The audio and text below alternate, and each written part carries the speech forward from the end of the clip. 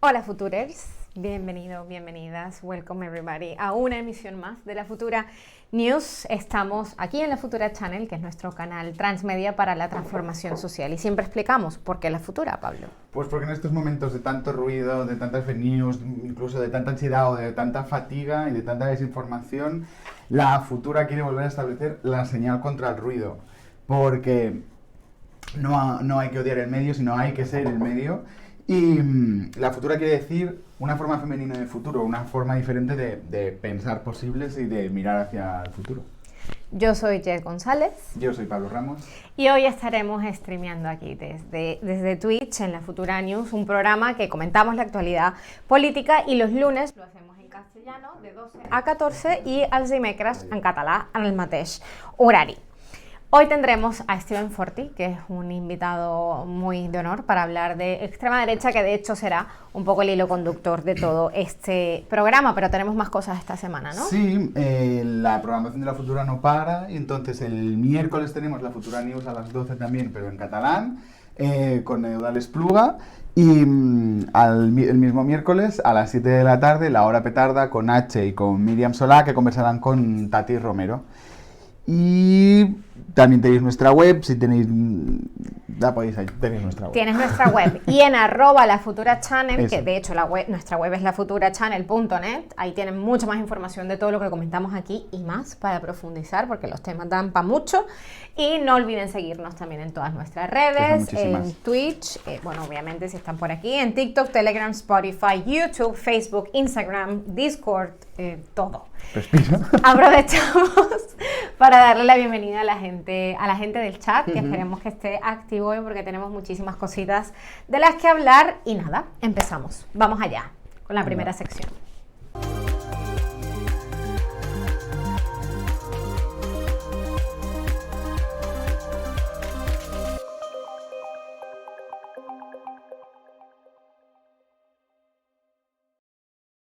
Gabriel Boric ayer tomó su cargo en la posesión de presidente de la República de Chile, y creo que hizo un discurso muy emotivo precisamente para todas esas personas que creemos que es posible hacer un horizonte progresista a nivel internacional que deje precisamente todas esas políticas de extrema derecha y de la derecha que quieren precisamente hacer políticas que vulneren los derechos humanos, que atentan contra las mujeres, contra las personas migrantes o por las personas con unas condiciones socioeconómicas más bajas. En su discurso hacía una clara referencia a Allende, demostrando que es importante recordar nuestro pasado para construir un horizonte progresista.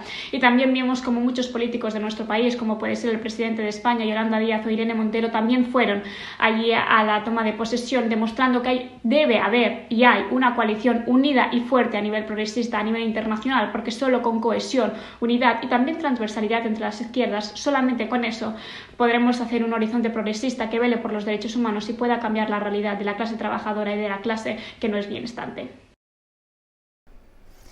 Pues esto es una maravillosa noticia. Estamos muy contentas de que Boric ya haya tomado posesión. Es como dice Carla, fue un momento muy emotivo, fue un discurso muy chulo, pero no solo el discurso de ayer, sino que yo creo que lo guay de la candidatura de Boric es que consiguió ganar unas elecciones, bueno, consiguió ganar unas primarias en la izquierda y después consiguió ganar unas elecciones presidenciales con un discurso que ponía la diversidad y la inclusión en el centro, con el feminismo como bandera, pero también con las personas LGTBI, que situaba a la gente, los márgenes en el centro, ¿no? Y su discurso siempre ha hablado de la necesidad de contar con las personas trans, con las personas LGTBI, con las mujeres, hacer políticas para no dejar a nadie atrás y tener una perspectiva diversa también. Sí, ay, perdón. No, tírate. No, que bueno, que estoy súper de acuerdo con lo que dices, ¿no? Del discurso, pero que también es un discurso que se sustenta y que se ha construido hace muchos años, ¿no? Es un discurso que viene de cuando empezaron los movimientos sociales en Chile a partir del precio de un billete de metro, y luego el movimiento feminista a cuestionarse de qué manera se ha estado viviendo, ¿no? Entonces toda esa masa crítica a nivel de movimientos sociales, en las cuales también se movilizaron, ¿no? las comunidades indígenas de Chile, históricamente como en muchos países de América Latina, y invisibilizadas, y se coge este poder, se hace un proceso constituyente. Entonces ese discurso al final es el resultado de toda una movilización social, ¿no?, que empieza en 2019, en la que toda América Latina, y también teniendo en cuenta que existieron muchos líderes y lideresas mundiales, todo el mundo tiene los ojos puestos. Es altamente esperanzador lo que pasaba en Chile ayer, porque definitivamente es como un faro, ¿no?, de cómo desde las izquierdas, de las políticas progresistas, pero sobre todo, y más allá de un discurso, de una manera de hacer que un pueblo ha empujado, y que Boric es, además siendo uno de los presidentes pues más jóvenes a nivel mundial, tiene 36 años, ahorita decíamos que te planteas qué haces con tu vida, que hay un presidente de 36 años, pero más allá de eso, que ha marcado las compañeras y compañeros chilenos han marcado un faro de esperanza, ¿no?, en medio de un mundo en que parece que las escalas de valores están cambiando, en el que parece que la extrema derecha está tomando cada vez fuerza. De repente tener una victoria popular con unas maneras de hacer y cargada de simbolismo, ¿no?, desde que bueno, había una mujer conduciendo su coche, se hizo una ceremonia indígena, las altas menciones, como decía Pablo también, a nivel de la diversidad cultural, reconocimiento de la diversidad étnica de Chile, que es una cuestión a priori que parece obvio, pero que se ha invisibilizado históricamente. Y más allá que hablar del discurso, creo que igual estaría chévere que viéramos un trocito del discurso, así que entre vídeo. Queridos habitantes de nuestra tierra, asumo hoy con humildad, con conciencia de las dificultades, el mandato que ustedes me han confiado. Lo hago también con la convicción de que solo en la construcción colectiva de una sociedad más digna podremos fundar una vida mejor para todos y todas. En Chile no sobra nadie, la democracia la construimos juntos. Y la vida que soñamos solo puede nacer de la convivencia, el diálogo, la democracia, la colaboración y no la exclusión. Sé que en 4 años más el pueblo de Chile nos juzgará por nuestras obras y no por nuestras palabras. Y que, como decía un viejo poeta, el adjetivo cuando no da vida mata. Hoy era necesario hablar, mañana todos juntos a trabajar.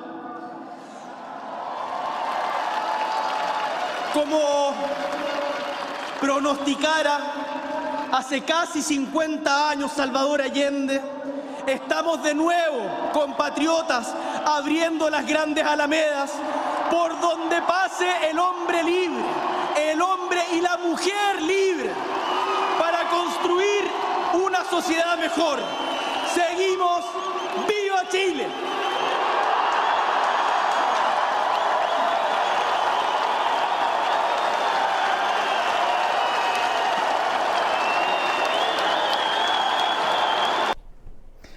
Yo creo que es súper emocionante. Bueno, es que es súper emocionante. Sí.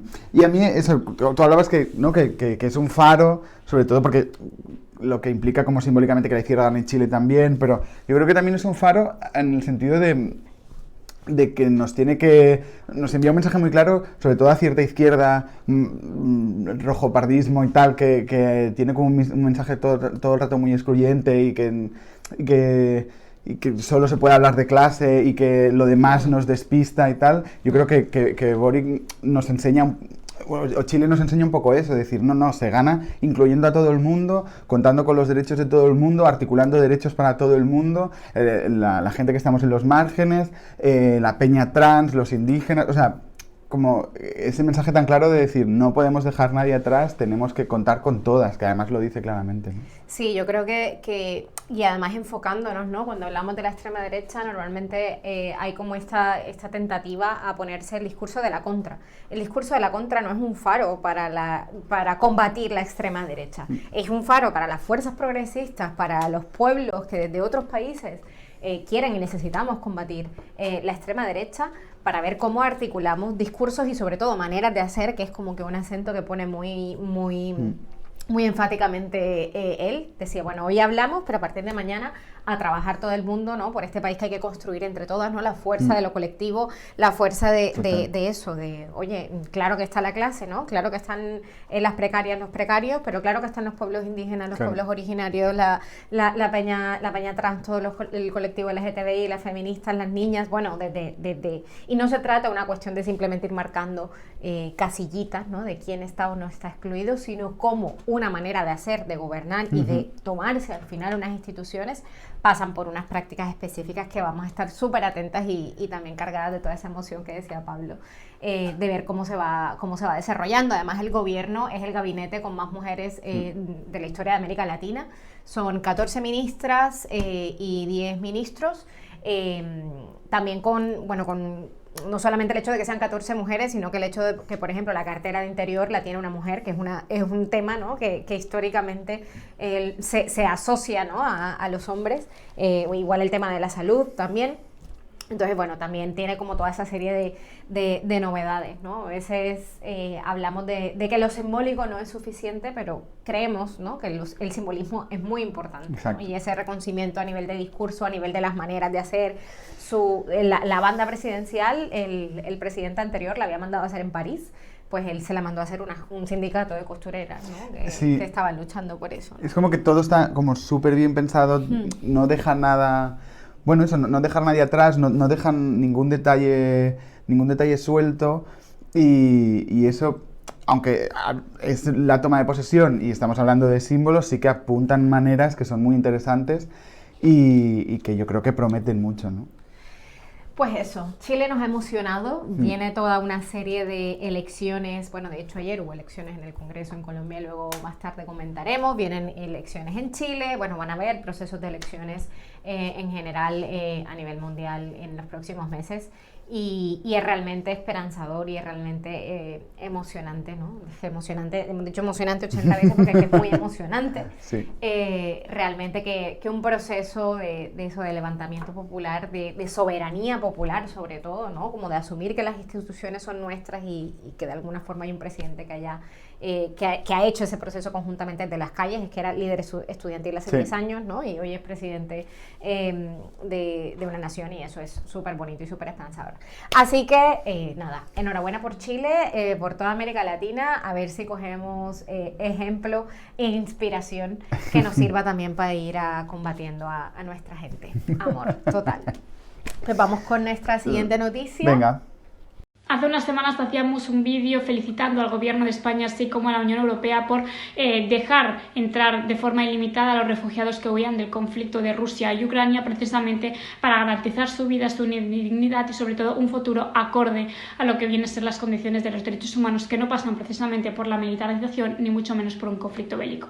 Sin embargo, estamos viendo cómo se están empezando a denegar peticiones de asilo y de refugio a hombres en edad militar que, ojo, según el Ministerio de Interior de nuestro país, tienen la obligación y el deber cívico de estar en el frente, en la guerra, ¿no? o en su país esperando que se les llame para ir al conflicto. Que estemos negando el estatus de refugiado o una vida digna a hombres en edad militar, precisamente que quieren huir de esa guerra porque se están muriendo, porque están yendo a un conflicto bélico que no quieren ni han pedido, es un ejemplo más de cómo los roles de género afectan a los hombres en este caso porque tienen que ir a la guerra. Bueno, aquí el tema, bueno, de hecho ya lo hablábamos el programa pasado, como el patriarcado y como el racismo también, que lo vamos a ver en otras ocasiones, y en este caso se está hablando de los ucranianos que huyen del tema militar, pero también hay muchas personas migradas que no tienen la residencia ucraniana, que bien estaban allí, que no están cubiertas por muchas ayudas, o sea que cuestiones tan estructurales como el racismo y el patriarcado, aún en situación de emergencia, aún en situación de guerra, no estamos exentas de tenerla. O sea, se hacen unas lecturas, como bastante cavernicolescas, sinceramente, de los hombres que no están dispuestos a morir por la patria, no son dignos de recibir ningún tipo de ayuda por parte de esta Unión Europea que a la vez se está presentando, ¿no? como tan benevolente, ¿no? Y a mí me parece muy problemático, o sea, me parece lamentable como decisión y me parece muy problemático el hecho de que se nieguen derechos en función de de criterios que alguien ha decidido que tú tienes que ir a un conflicto y si no vas te negamos los derechos. Los derechos no son elementos que están condicionados a... O sea, las personas somos sujetos de derecho y no pueden estar condicionados a determinados elementos.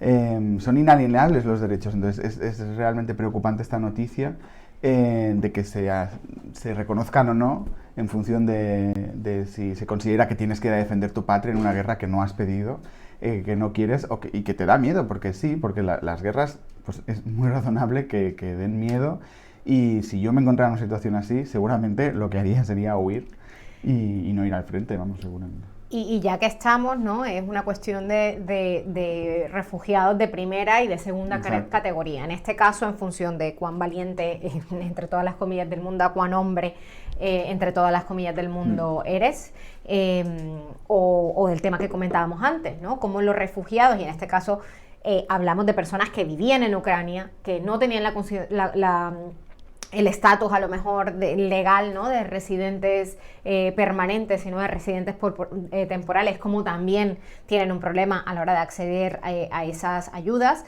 Y entonces aquí es donde sale toda esa jerarquización racial, sexual, ¿no? de la condición, en este caso, de refugiados, y que nos lleva otra vez a hablar de este tema, ¿no? De cómo de repente se han activado un montón de cláusulas de derechos humanos a nivel europeo, que hace años, o sea, que es la primera vez en la historia que se activan, ¿no? Desde hace 20 años, y ha habido un montón de conflictos, ¿no? No se han activado con Afganistán, no se han activado con Irak, no se han activado con el conflicto saharaui, muchísimo menos se activan con las personas que proceden de países africanos en la frontera sur, ¿no? Entonces, eso no tiene el hecho de que señalemos cómo las políticas racistas pueden estar operando, es el racismo cómo está operando en las políticas de migración, no quiere decir que estemos en contra de que a las personas ucranianas se les esté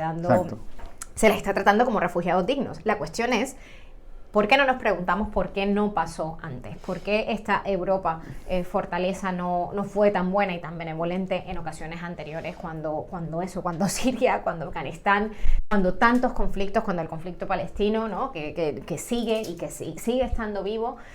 ¿Por qué no se activan estas cláusulas? Y hay un argumento, ¿no? que se habla de la proximidad sí. geográfica, ¿no? Y es como, mira, o sea, si medimos la distancia que hay de aquí a Ucrania, ¿no? y aquí a Afganistán, ¿no? es incluso menor. Entonces no se trata de un tema de distancia geográfica, se trata de un tema, como hemos visto, ¿no? de que hay unos que tienen ojos azules, hay unos que son cristianos, hay unos que tienen un color de piel diferente, hay unos que sentimos más como ese nosotros, ¿no? que es lo que hace que al final se activen estas cláusulas o no. Sí, yo el otro día, de hecho, en Twitter, Moja, que lo entrevistamos hace un par de semanas, explicaba eso, ¿no? Como me alegro de que se activen ciertos mecanismos de protección para reconocer el estatus de refugiado a las personas de Ucrania y para poderlas incluir y para poderlas recibir, pero me entristece porque esto demuestra que siempre se pudo, pero nunca se quiso, ¿no? Exacto. Y entonces se podría haber hecho, bueno, como decías tú ahora, se podría haber hecho en Siria y no se quiso. Se optó por construir muros, se optó por pagarle a Turquía para que los devolviese a Siria. Entonces, bueno, es una buena noticia que se activen ciertos mecanismos, pero demuestra que el racismo institucional sigue operando y que hay personas, bueno, que las instituciones determinan que hay personas que son válidas y personas que no lo son para ser consideradas como tal, ¿no? No, y que hay guerras y conflictos que importan y no importan en función de los intereses económicos y políticos que en este caso la Unión Europea tenga o no en ese conflicto en particular. En el chat lo destacan, ¿no? En plan, que es muy heavy y que por ser, bueno, volviendo a la noticia de los hombres que no se les reconoce el estatus de refugiados porque se considera que tienen el deber civil de participar en una guerra, lo cual también es como bastante contradictorio.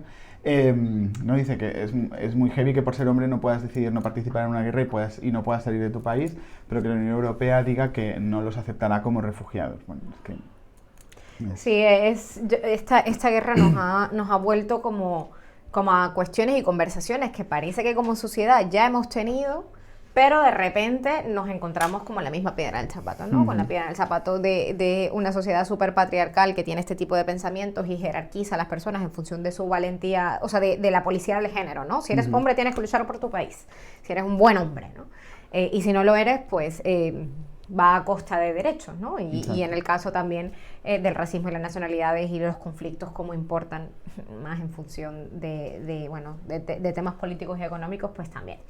En todo caso, simplemente es importante tener estas conversaciones. Yo creo que en la futura también lo que intentamos es hacer lecturas complejas de las situaciones, ¿no? Y en este caso, no quedarnos solamente con los titulares, ¿no? O sea, a priori podría decir, bueno, lo lógico es que si eres hombre vayas a defender tu país. Bueno, pero ¿y por qué? Exacto. Bueno, ¿por qué si hemos tenido conversaciones con la sociedad que han pasado, ¿no? De estos roles de género, ¿no? ¿Por qué eres un cobarde, ¿no? Sí, en función de si quieres o no coger un fusil y esa es la forma de defender a tu país, ¿no? Porque hay todo un discurso, también como comentábamos hace un par de semanas, de dónde están las feministas diciendo o defendiendo que queréis coger un fusil para igualaros a los hombres y nada más alejado de la realidad, ¿no? Así que es importante que aprovechemos coyunturas a nivel internacional como la que está pasando ahora para ponernos los ojos, ¿no? de los feminismos, los ojos del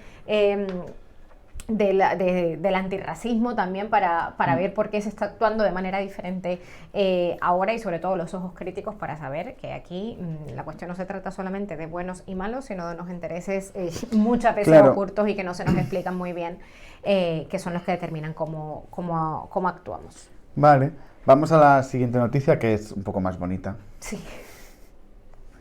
El Ayuntamiento de Barcelona en octubre del año pasado empezó el proyecto Concilia, que es un servicio de canguros, son guarderías que no están privatizadas y por lo tanto el coste lo asume el Ayuntamiento, haciendo que las familias puedan dejar a sus hijos y a sus hijas allí bien cuidados sin tener que tener una carga económica que en muchos casos no pueden asumir en las guarderías que son privadas. Este proyecto, que se llama Concilia por una razón muy clara, y es la falta de conciliación que tienen las mujeres, especialmente después de la pandemia, donde se vio un claro ejemplo de que las mujeres no solamente teletrabajaban, sino que además tenían que hacer esa doble jornada por cuidar de las personas dependientes o de los niños o las niñas. Asimismo, este proyecto expone que ya tiene de usuarios 700 niños y niñas, por lo tanto, hay muchas familias que especialmente tenían como primer referente a la mujer o eran familias monomarentales que están pudiendo tener una vida conciliadora y sobre todo un espacio donde dejar a sus niños y a sus niñas, pero ojo, no debemos olvidar que la solución, aparte de esta, también es la corresponsabilidad. Bueno, como decíamos, esta es una buena noticia y nos alegra poderla explicar también porque es importante tener políticas públicas que nos cuiden, que nos ayuden a cuidar y que nos ayuden a hacer la vida más fácil, ¿no? Y en este caso, pues el servicio Concilia, que empezó como prueba piloto en unos barrios concretos donde era más necesario, demostró su éxito. Se amplíe por segunda vez, porque ya se amplió una vez a más barrios y ahora se vuelve a ampliar otra vez, demuestra que necesitamos políticas públicas que nos ayuden a hacer la vida más fácil y en este caso, pues, y que nos ayuden a igualar un poco las diferencias sociales y las desigualdades, ¿no? Y entonces en este caso, pues, que haya un servicio municipal de canguros, que además es como muy sencillo de utilizar, que puedes el día antes reservar para tener un servicio de canguraje municipal y que te haga la vida más fácil, eso, pues, y que sea gratuito, pues es importante, ¿no? Que lo público nos cuide, también es importante. Y también yo creo que es una perspectiva de económica, ¿no? Muchas veces, o sea, nos podemos quedar con el titular de hay un canguro municipal, ¿no? Y hay un espacio donde se pueden dejar a niños y niñas, criaturas que tengan un espacio. Pero el peso a nivel de economía de los cuidados que tiene un proyecto como este, en el cual a las personas que están cuidando, que en su mayoría son mujeres y en su mayoría familias monomarentales, que tengan tiempo para formarse en otros aspectos o que tengan tiempo para ellas, eso también es economía, ¿no? Cuando tenemos una parte de la población, el 50% de la población, que históricamente ha estado cargada y sobrecargada con los cuidados, de repente dar un espacio, ¿no? para la formación, para el descanso, para el tiempo propio, para cuidar a aquellas que nos cuidan, ¿no? Y en este caso hablamos de la infancia, pero se podría extrapolar a las personas que cuidan de personas dependientes o de personas mayores, y un gran etcétera. Que existan estos espacios es una aproximación de la economía de los cuidados, ¿no? Que de alguna forma entiende como un motor económico de esta sociedad, no en términos capitalistas, sino en términos de una economía que hace que todo se mueva, ¿no? O sea, el día que las personas que se encargan de los cuidados, de la infancia, de las dependientes, dejen de hacerlo, pues evidentemente se va todo a Norris, ¿no? Así que proyectos como estos tienen una perspectiva feminista, pero tienen una perspectiva económica también de darle valor a una tarea históricamente desarrollada por las mujeres y no reconocida también en el ámbito público. Así que, bueno, nos encanta poder explicar este proyecto que se debería ampliar pues a nivel mundial, interplanetario. Sí. Pero bueno, más allá de esto, se han hecho estudios también de barrios que tienen unos índices determinados de, bueno, desigualdades económicas, de renta, etcétera, pero definitivamente es una necesidad que sería universal. La cuestión está en que no todo el mundo tiene los medios económicos para pagar por los cuidados, ¿no? Y que de alguna forma, como decía Pablo, lo público, ¿no? nos cuide, ¿no? a las personas que están en una situación económica de precariedad, pues puedan tener estos espacios. Así que bueno, que nos encanta poder anunciar, ¿no? que este servicio se extiende y que más familias pueden de alguna forma acceder a este tipo de servicios.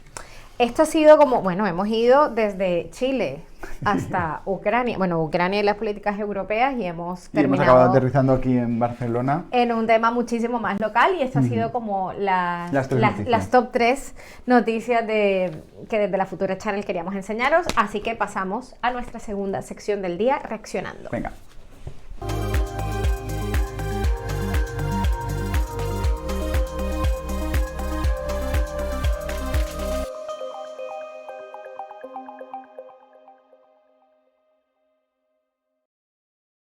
Esto es importante. Redes de trata de personas ya han empezado a operar cerca de las fronteras de Ucrania. Del 1,5 millones de personas que se calcula que han huido del conflicto, un 80% son mujeres, la mayoría acompañadas de sus hijos, y hay un número importante de menores no acompañados.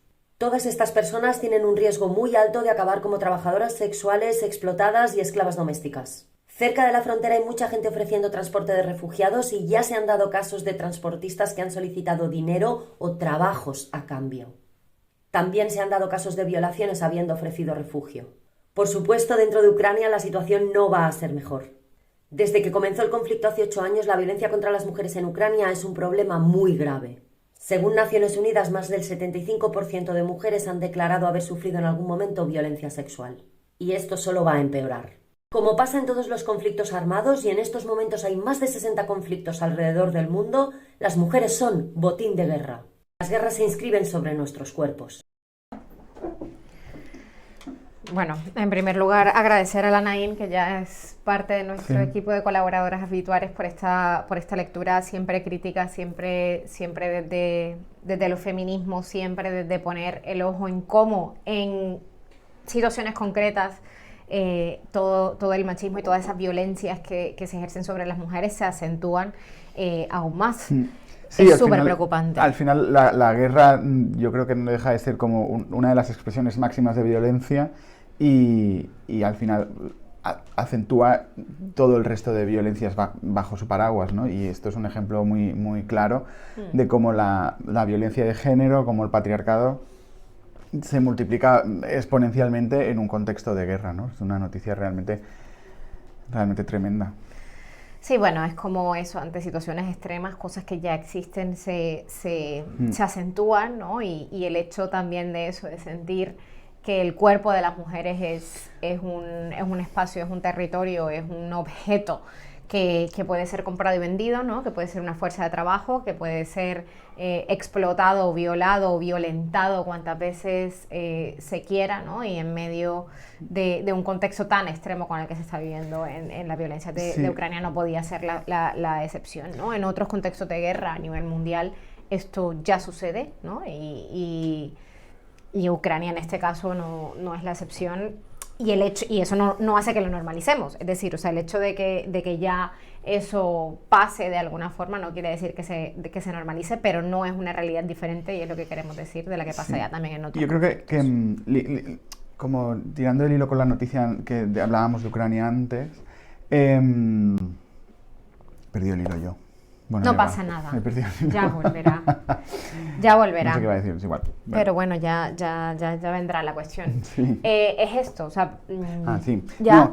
No, que antes era como... La noticia era que la Unión Europea se negaba el derecho de asilo a los hombres que tenían obligación de ir a la guerra porque tenían el deber civil de ir a la guerra, y yo creo que el deber civil de las instituciones es evitar que las violencias se extremen de esta manera, ¿no? O sea, el deber civil no es que un hombre no tiene el deber civil, ninguna persona tiene el deber civil de armarse e ir al frente si no quiere, sino que las instituciones tienen el deber civil de protegernos y de proteger de situaciones así, ¿no?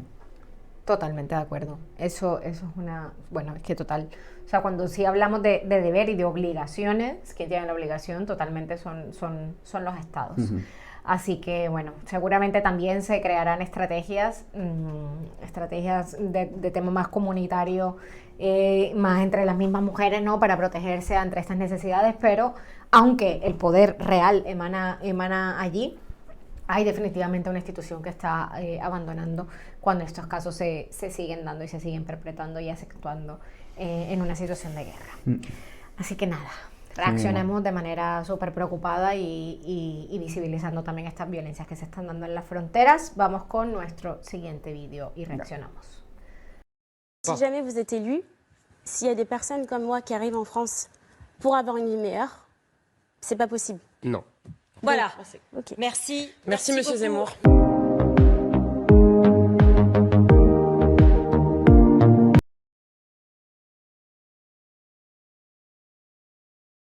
Si jamais vous êtes élu, s'il y a des personnes comme moi qui arrivent en France pour avoir une vie meilleure, c'est pas possible. Non. Voilà. Ok. Merci. Merci, monsieur beaucoup. Zemmour.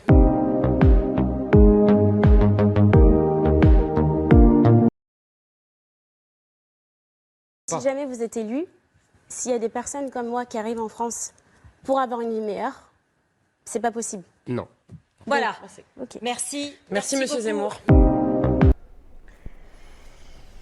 Bueno, Claro y cristalino el racismo de este señor.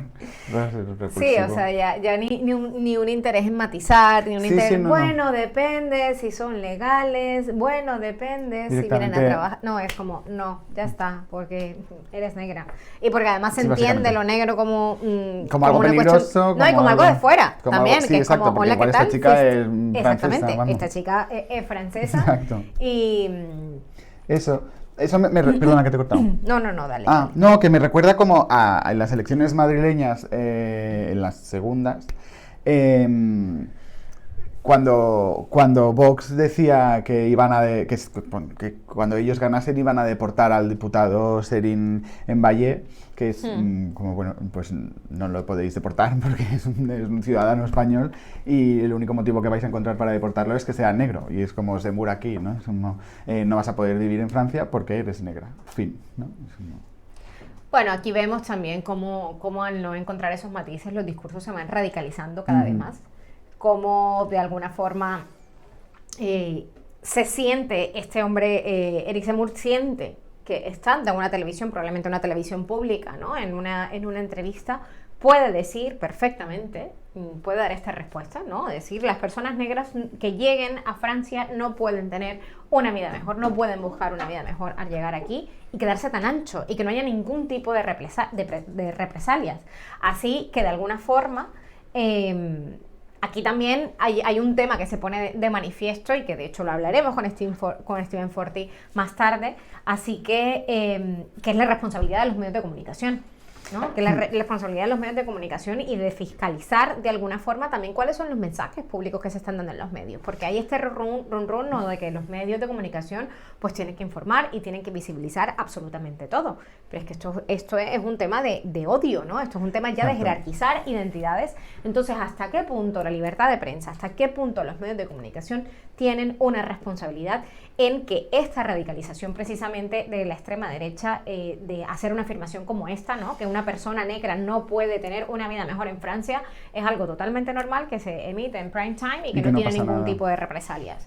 Oye, pues no sé, igual hay que ponerse un poquito a ver qué tipo de mensajes se están difundiendo. Porque al final Zemmour no es un loco ni es un monstruo, es simplemente un racista, que es lo que tú dices. Si se siente con la comodidad y con la seguridad de poder ser tan claro y tan transparente en esa respuesta, es porque se siente legitimado y se siente apoyado para darla, ¿no? Y ahí los medios tienen una responsabilidad clara. Pero bueno, quien siembra odio recoge tempestades. Entonces vamos con el siguiente vídeo.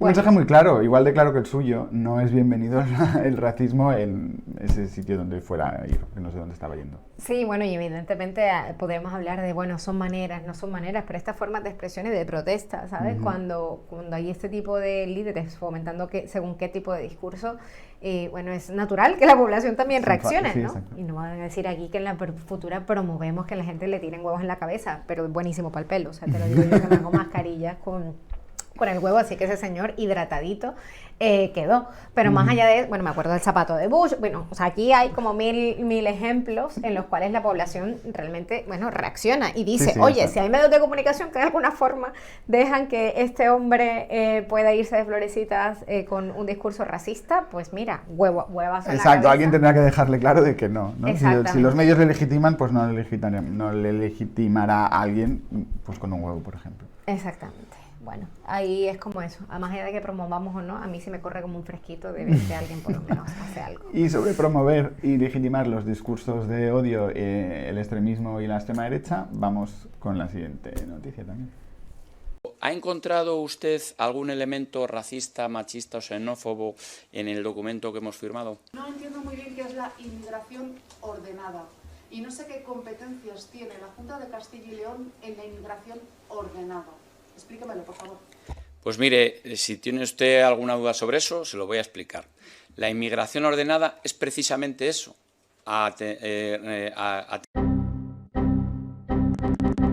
Mire, estamos hablando de cuestiones tan concretas, eso lo que estamos hablando es de lo que me ha preguntado su compañero, no estamos hablando de otra cosa.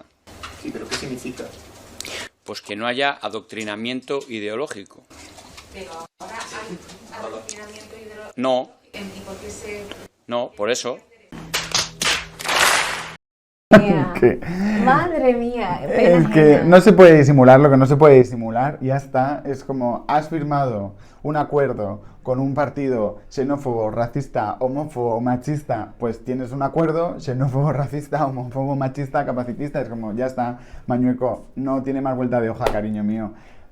Es con la gente con la que estás firmando y es lo que estás legitimando. Y a mí me hace mucha gracia que es como, firman un pacto en contra del adoctrinamiento ideológico. Pero si lleva gobernando el PP ahí toda la vida, es como, entonces, si había declinamiento ideológico, es una autocrítica bastante interesante. Esto es una cuestión, o sea, y que si al menos se va a hacer un pacto con el mal, que se lo lea un poquito, o sea, y que Exacto. sepa explicar qué es la inmigración ordenada, que no tiene ningún tipo de explicación válida en el mundo, pero que al menos sea capaz de explicarla, ¿no? Que al menos sea capaz de explicar para él qué es el adoctrinamiento ideológico. Exacto. Y lo que tú dices, ¿no? Es como también como un lavado de cara del PP, como, bueno, no sé, a mí es que a mí me peta la cabeza cuando el mismo, bueno, que de hecho Casado estaba diciendo que estaba orgulloso de que no fue él quien pactó con la extrema derecha, cuando, mira, o sea, el PP es extrema derecha hasta que se demuestre lo contrario. O sea, que es que son los mismos con un discurso un poquito más para allá, y que de hecho Casado no ha hecho más que en las últimas semanas y meses que intentar acercarse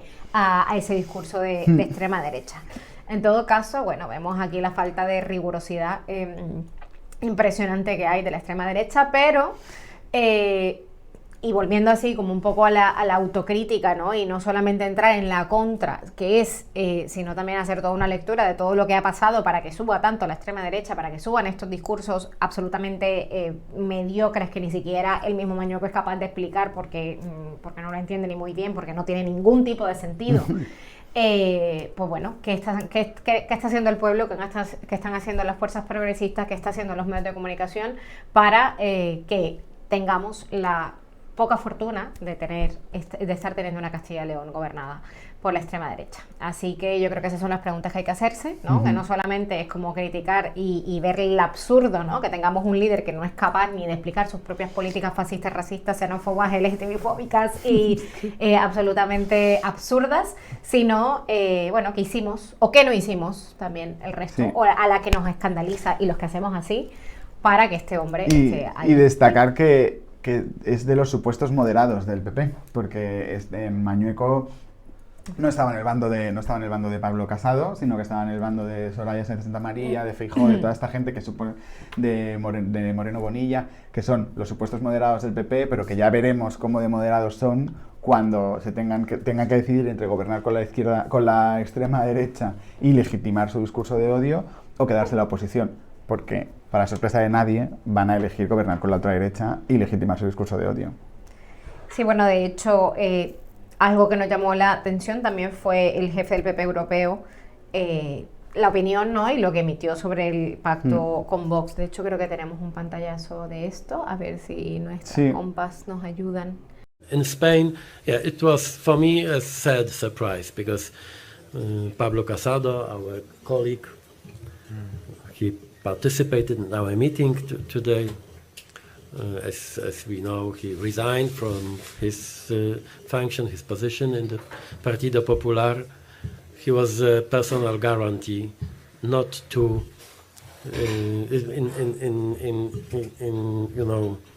in saving Partido Popular and the center-right in Spain from this kind of flirts with the radical, with the far-right movements like Vox. And of course it is a very strong signal for us that we have to fight also against these desires. I mean, to build a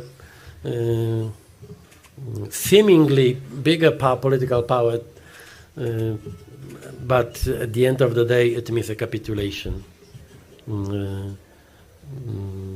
And I hope that it's just an incident or accident, not a trend in Spanish politics.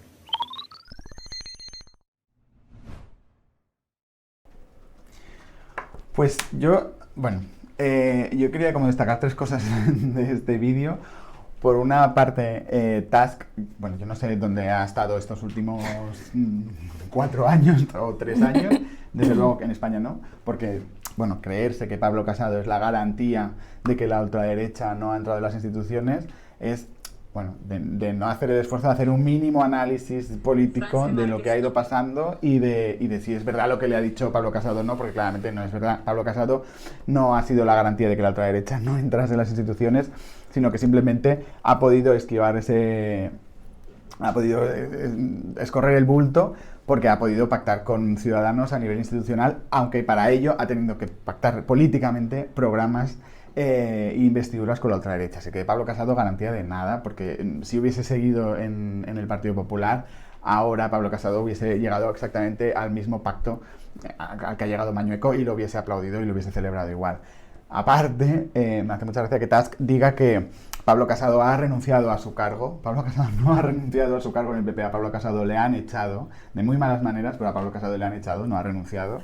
Y después que hay una última cosa que a mí me hace mucha gracia de Donald Tusk y del Partido Popular Europeo, que a ver, bueno, es como no nos gusta esta noticia, nos parece una mala noticia, de que nuestro referente en España, que es el Partido Popular, pacte con la ultraderecha. Bueno, hay una solución muy fácil, echarlos del Partido Popular Europeo, ¿no? O sea, no sé, es como, yo entiendo que es una primera vez, aunque las pistas estaban ahí, quiero decir que llevan 4 años negociando investiduras y pactos y acuerdos de gobierno con la ultraderecha, o sea que las pistas estaban muy claras, para sorpresa de nadie ha pasado esto en Castilla-La Mancha, en Castilla y León, y Es muy sencillo, si al Partido Popular Europeo no le gusta que el Partido Popular en España pacte con la ultraderecha, que lo desechen del Partido Popular Europeo, no sé.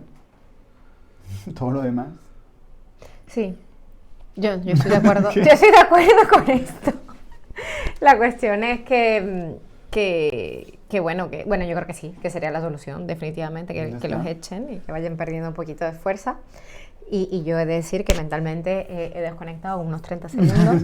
No porque lo que digas no sea interesante, sino porque bueno, ayer fue una noche importante y eso da paso un poco a lo que viene. En este Reaccionando normalmente presentamos proyectos, pero en este caso como el programa es de nosotras y lo hacemos nosotras, tenemos margen de maniobra. Así que anoche fue el final de toda una jornada electoral de casi una semana en el exterior y de ayer en concreto en Colombia, ¿no? Para definir el Congreso de la República, ¿no? Para definir la Cámara de Representantes, para definir la composición del Senado y para hacer una consulta interpresidencial que lo que hacía era definir quiénes son los que antes eran precandidatos hasta ayer, quiénes serán en forma los candidatos presidenciales de la izquierda, el centro y la derecha del país. Colombia es un país que ha estado históricamente gobernado por la derecha.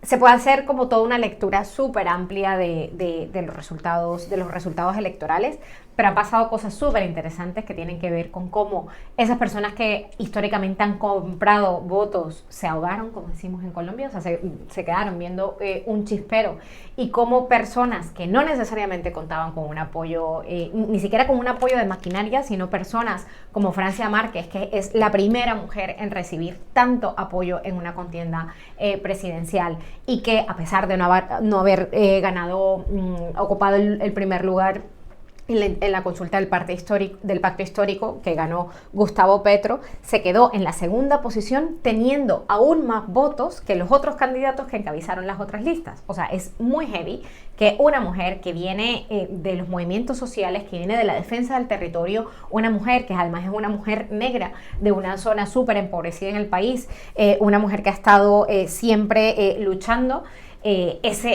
quedó en su segunda posición, pero no podemos decir que perdió. Es una mujer que ganó mucho en términos de, o sea, significa un triunfo colectivo, ¿no? Para las mujeres del país, además no es solamente porque sea una mujer, es que además tiene un discurso muy feminista, muy ecologista, muy desde el territorio, muy antirracista. Ella nunca ha estado en un cargo público, de hecho, o sea, viene directamente eso de los movimientos sociales y de la defensa del territorio y de la tierra, y ha tenido incluso más votación que personas que han tenido cargos públicos, que incluso han sido candidatos presidenciales en votaciones anteriores. Entonces no podemos entender esto como que ha perdido, y bueno, y en particular yo soy como muy seguidora de Francia Márquez, pero más allá de eso es lo que significa para un país como Colombia, que es tradicionalmente conservador, que haya tenido tal nivel de números, ¿no? Y de votos, es algo que tiene que ser leído como un triunfo. De hecho, tenemos creo que un trocito de un vídeo que decía ayer cuando concluía la jornada electoral. A ver si lo podemos escuchar un poquito. Buenas noches, Colombia. Saludamos con alegría este gran paso que hemos dado como pacto histórico. La votación que hemos sacado ha sido súper importante para el desafío que tenemos en menos de 3 meses ganar un proyecto de cambio, un proyecto que sea capaz de poner la vida en el centro. Saludo a los nadies, a las nadies de Colombia, esos que nos acompañaron desde las montañas, desde las llanuras, desde los barrios, desde los distintos lugares de este país. Saludamos a los hombres, a las mujeres, a los pueblos étnicos, a la comunidad diversa LGBTIQ+, a los niños y niñas, a todos los colombianos y colombianas que hoy creen y le apuestan a una Colombia justa, a una Colombia equitativa, a una Colombia igualitaria, a una Colombia en paz. Una Colombia antirracista, antipatriarcal, anticlasista. Una Colombia que sea capaz de cuidar su casa, el territorio, la casa grande. Ustedes no saben lo que eso significa que en un país como Colombia, que es un país donde históricamente ha gobernado la derecha, y digo desde hace 200 años, se han hecho políticas que no han hecho más que de alguna forma ahondar las políticas de muerte, ¿no? Las políticas de desigualdad, las políticas de entender el territorio, de entender la tierra como un espacio de simplemente de extracción, de políticas para que unos se sigan enriqueciendo y el resto se siga empobreciendo, a pesar de que tenemos un territorio súper rico. Entonces, que haya una mujer ahora mismo que haya conseguido la segunda votación más alta, siendo una mujer negra que viene, repito, de fuera de la institución, que viene de su territorio, que viene a defender la tierra, que ha hecho todo un proceso de escucha, ¿no? A través de el proceso de Soy Como Somos, que se llama este movimiento político que encarna y que lidera Francia Márquez, ha hecho todo un proceso de desplazarse durante varios meses por todo el país, escuchando a cada territorio, a cada vereda, a cada barrio, para de alguna forma construir conjuntamente. Entonces, en este sentido, que ella con un discurso de este tipo haya tenido la votación que ha tenido, para mí, aunque haya quedado de segunda, es que es un triunfo, porque significa un triunfo colectivo, porque significa que en nuestro país, donde han gobernado economías y maneras de hacer y los intereses de los mismos de siempre y de las mismas familias de casta política de toda la vida que se han encargado de perpetuar la violencia en nuestro país, en mi país, es de alguna forma como que las conciencias están cambiando, de que todo ese proceso que hubo hace un año, seguramente algunos y algunas de ustedes recordarán en el marco del paro nacional, ¿no? Cuando muchos jóvenes, muchas comunidades salieron a las calles a decir no más, cómo eso se está traduciendo en un proceso de cambio político y de las prioridades que se están poniendo también como institución. Así que yo, y empezando con Boric, ¿no? Al principio, ver eso que se está gestando en Colombia, que además la carrera presidencial todavía le quedan un par de meses, las elecciones son el 29 de mayo, creemos que es súper importante poder acompañar estos procesos. Así como estamos viendo a Chile y nos emocionamos, viene Colombia, viene Brasil, y hay que acompañar a los pueblos y hay que de alguna forma darle mucha visibilidad y poner mucho en valor toda esa tarea colectiva que Francia, que sois porque somos, y que el pueblo colombiano en definitiva ha estado haciendo. Así que yo quería compartir esto. Y hay otra cosa que también, bueno, no sé si tú quieres preguntar algo o algo. No, que yo te estaba ahí escuchando con atención, era muy interesante. Pues hay otra cosa que de hecho no le pasé a las compañeras de producción, a ver si pueden ayudarme. Hay un evento este fin de semana, bueno, hay una manifestación que a nivel estatal, a nivel mundial, de hecho, el 19 de marzo se está institucionalizando con un movimiento que se llama United Against Racism, ¿vale? Y en este caso la UCFR, que es la Unidad contra el Fascismo y el Racismo, organiza una movilización que es este sábado 19 de marzo, y es súper importante que vayamos, es súper importante que nos movilicemos, que digamos no al racismo, no al fascismo, que se vea en las calles, ¿no? Todo eso que vemos en los medios de comunicación constantemente, que no nos gusta, que hagamos este frente también desde las calles para visibilizar que definitivamente es que no estamos de acuerdo con esto. Es una mani que va centrada sobre todo en aspectos de racismo. Aquí nuestras compañeras nos la están ayudando a ver en pantalla, ¿no? Y el 19 de marzo del 2022 queremos que Barcelona, en este caso, que se va a hacer en diferentes ciudades del país, pero queremos que Barcelona se inunde de personas que estamos en contra del racismo, y es súper importante darle toda la centralidad, ¿no? Y más en este momento en que estos discursos vienen subiendo, pues que sepan que en las calles, pues allí vamos a estar. Es este sábado, ¿no? Es este sábado 19 de marzo a partir de las 4 de la tarde. En ucfr.cat está toda la información, ¿vale? Está toda la información del punto de encuentro, van a haber también puntos de firma de regularización, ya que no vamos a parar hasta de aquí a septiembre, o sea, vamos a decir esto en todas las emisiones de la Futura News. Así que bueno, también compartimos con ustedes este evento, y más que un evento, es una movilización a nivel mundial para decir no al racismo en contextos de guerra, no al racismo tomándose las instituciones con discursos de odio, y no al racismo en nuestras calles, en nuestros barrios. Así que, bueno, esperamos verlos ahí, a todos y a todas, el 19 de marzo, y con esto cerramos, ¿no? Venga, y con esto cerramos esta sección. Y nos vamos a la entrevista. Y nos vamos a la entrevista para charlar tranquilamente con Steven Forti.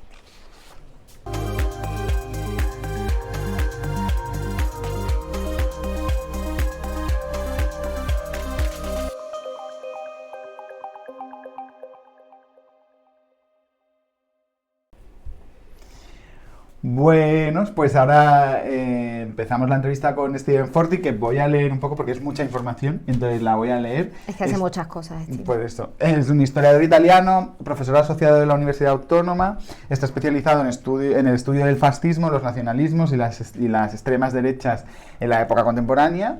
Pertenece al Centro de Estudios sobre las épocas franquista y democrática y al Seminario Interuniversitario de Investigadores del Fascismo. Y escribe habitualmente en distintos medios, como En Contexto, y recientemente autor de Extrema Derecha 2.0, que es Y cómo combatirla, que ya va por su tercera edición, si no nos equivocamos. Es un referente por su trabajo académico y por su compromiso con sus ideas, por las que ha sido atacado en numerosas ocasiones, y por la que le enviamos toda nuestra solidaridad, todo nuestro apoyo y todo el agradecimiento por estar aquí con nosotras.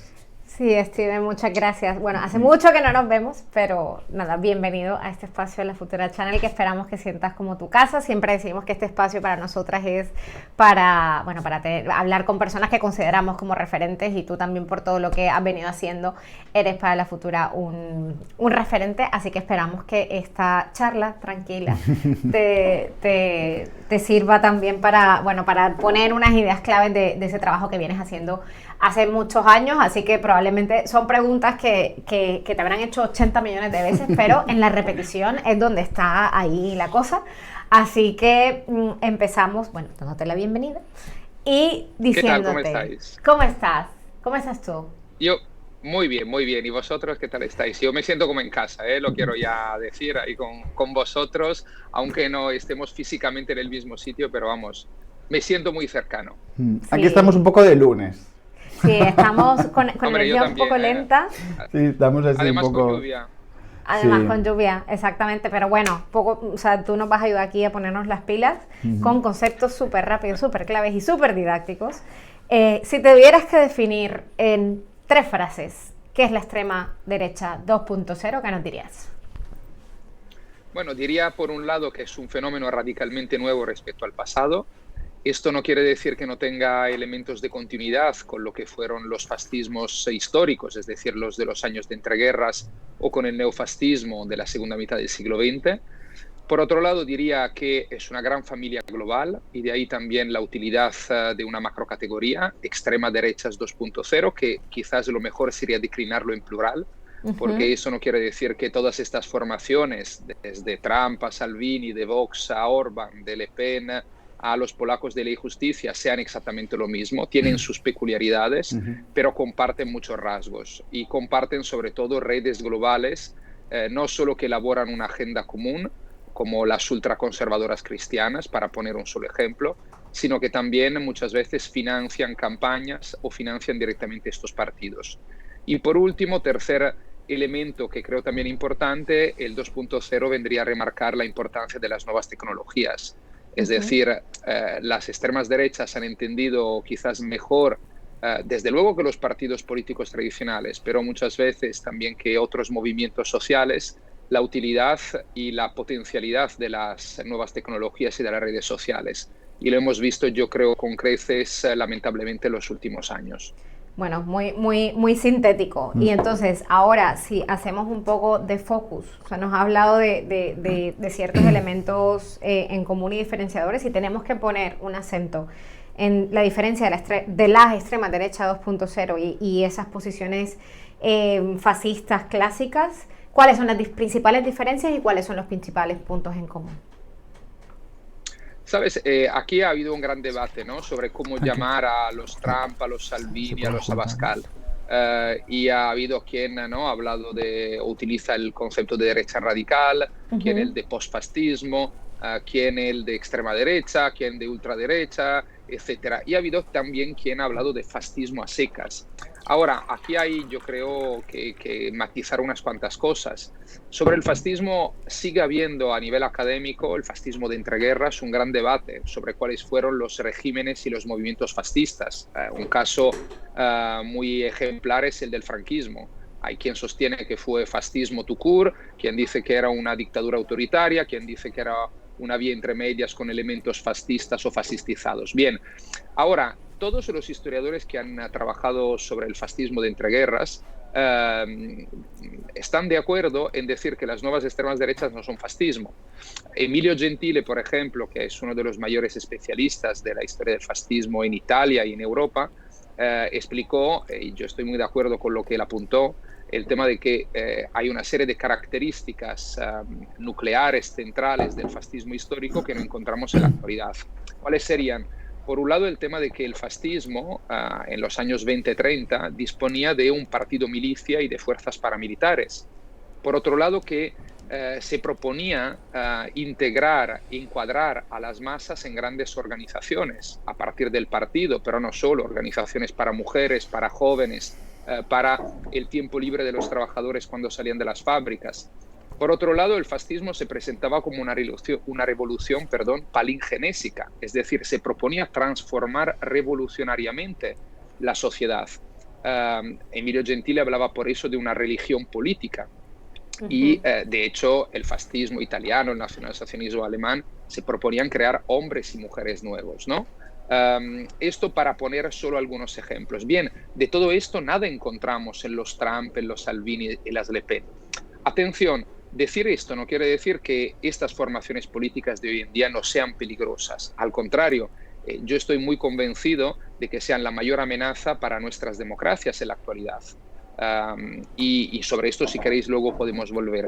Pero no podemos llamarlas fascismo porque el fascismo fue un movimiento político, una ideología con determinadas características. Ahora, Jessica, tú me preguntabas cuáles son, en cambio, los puntos de contacto.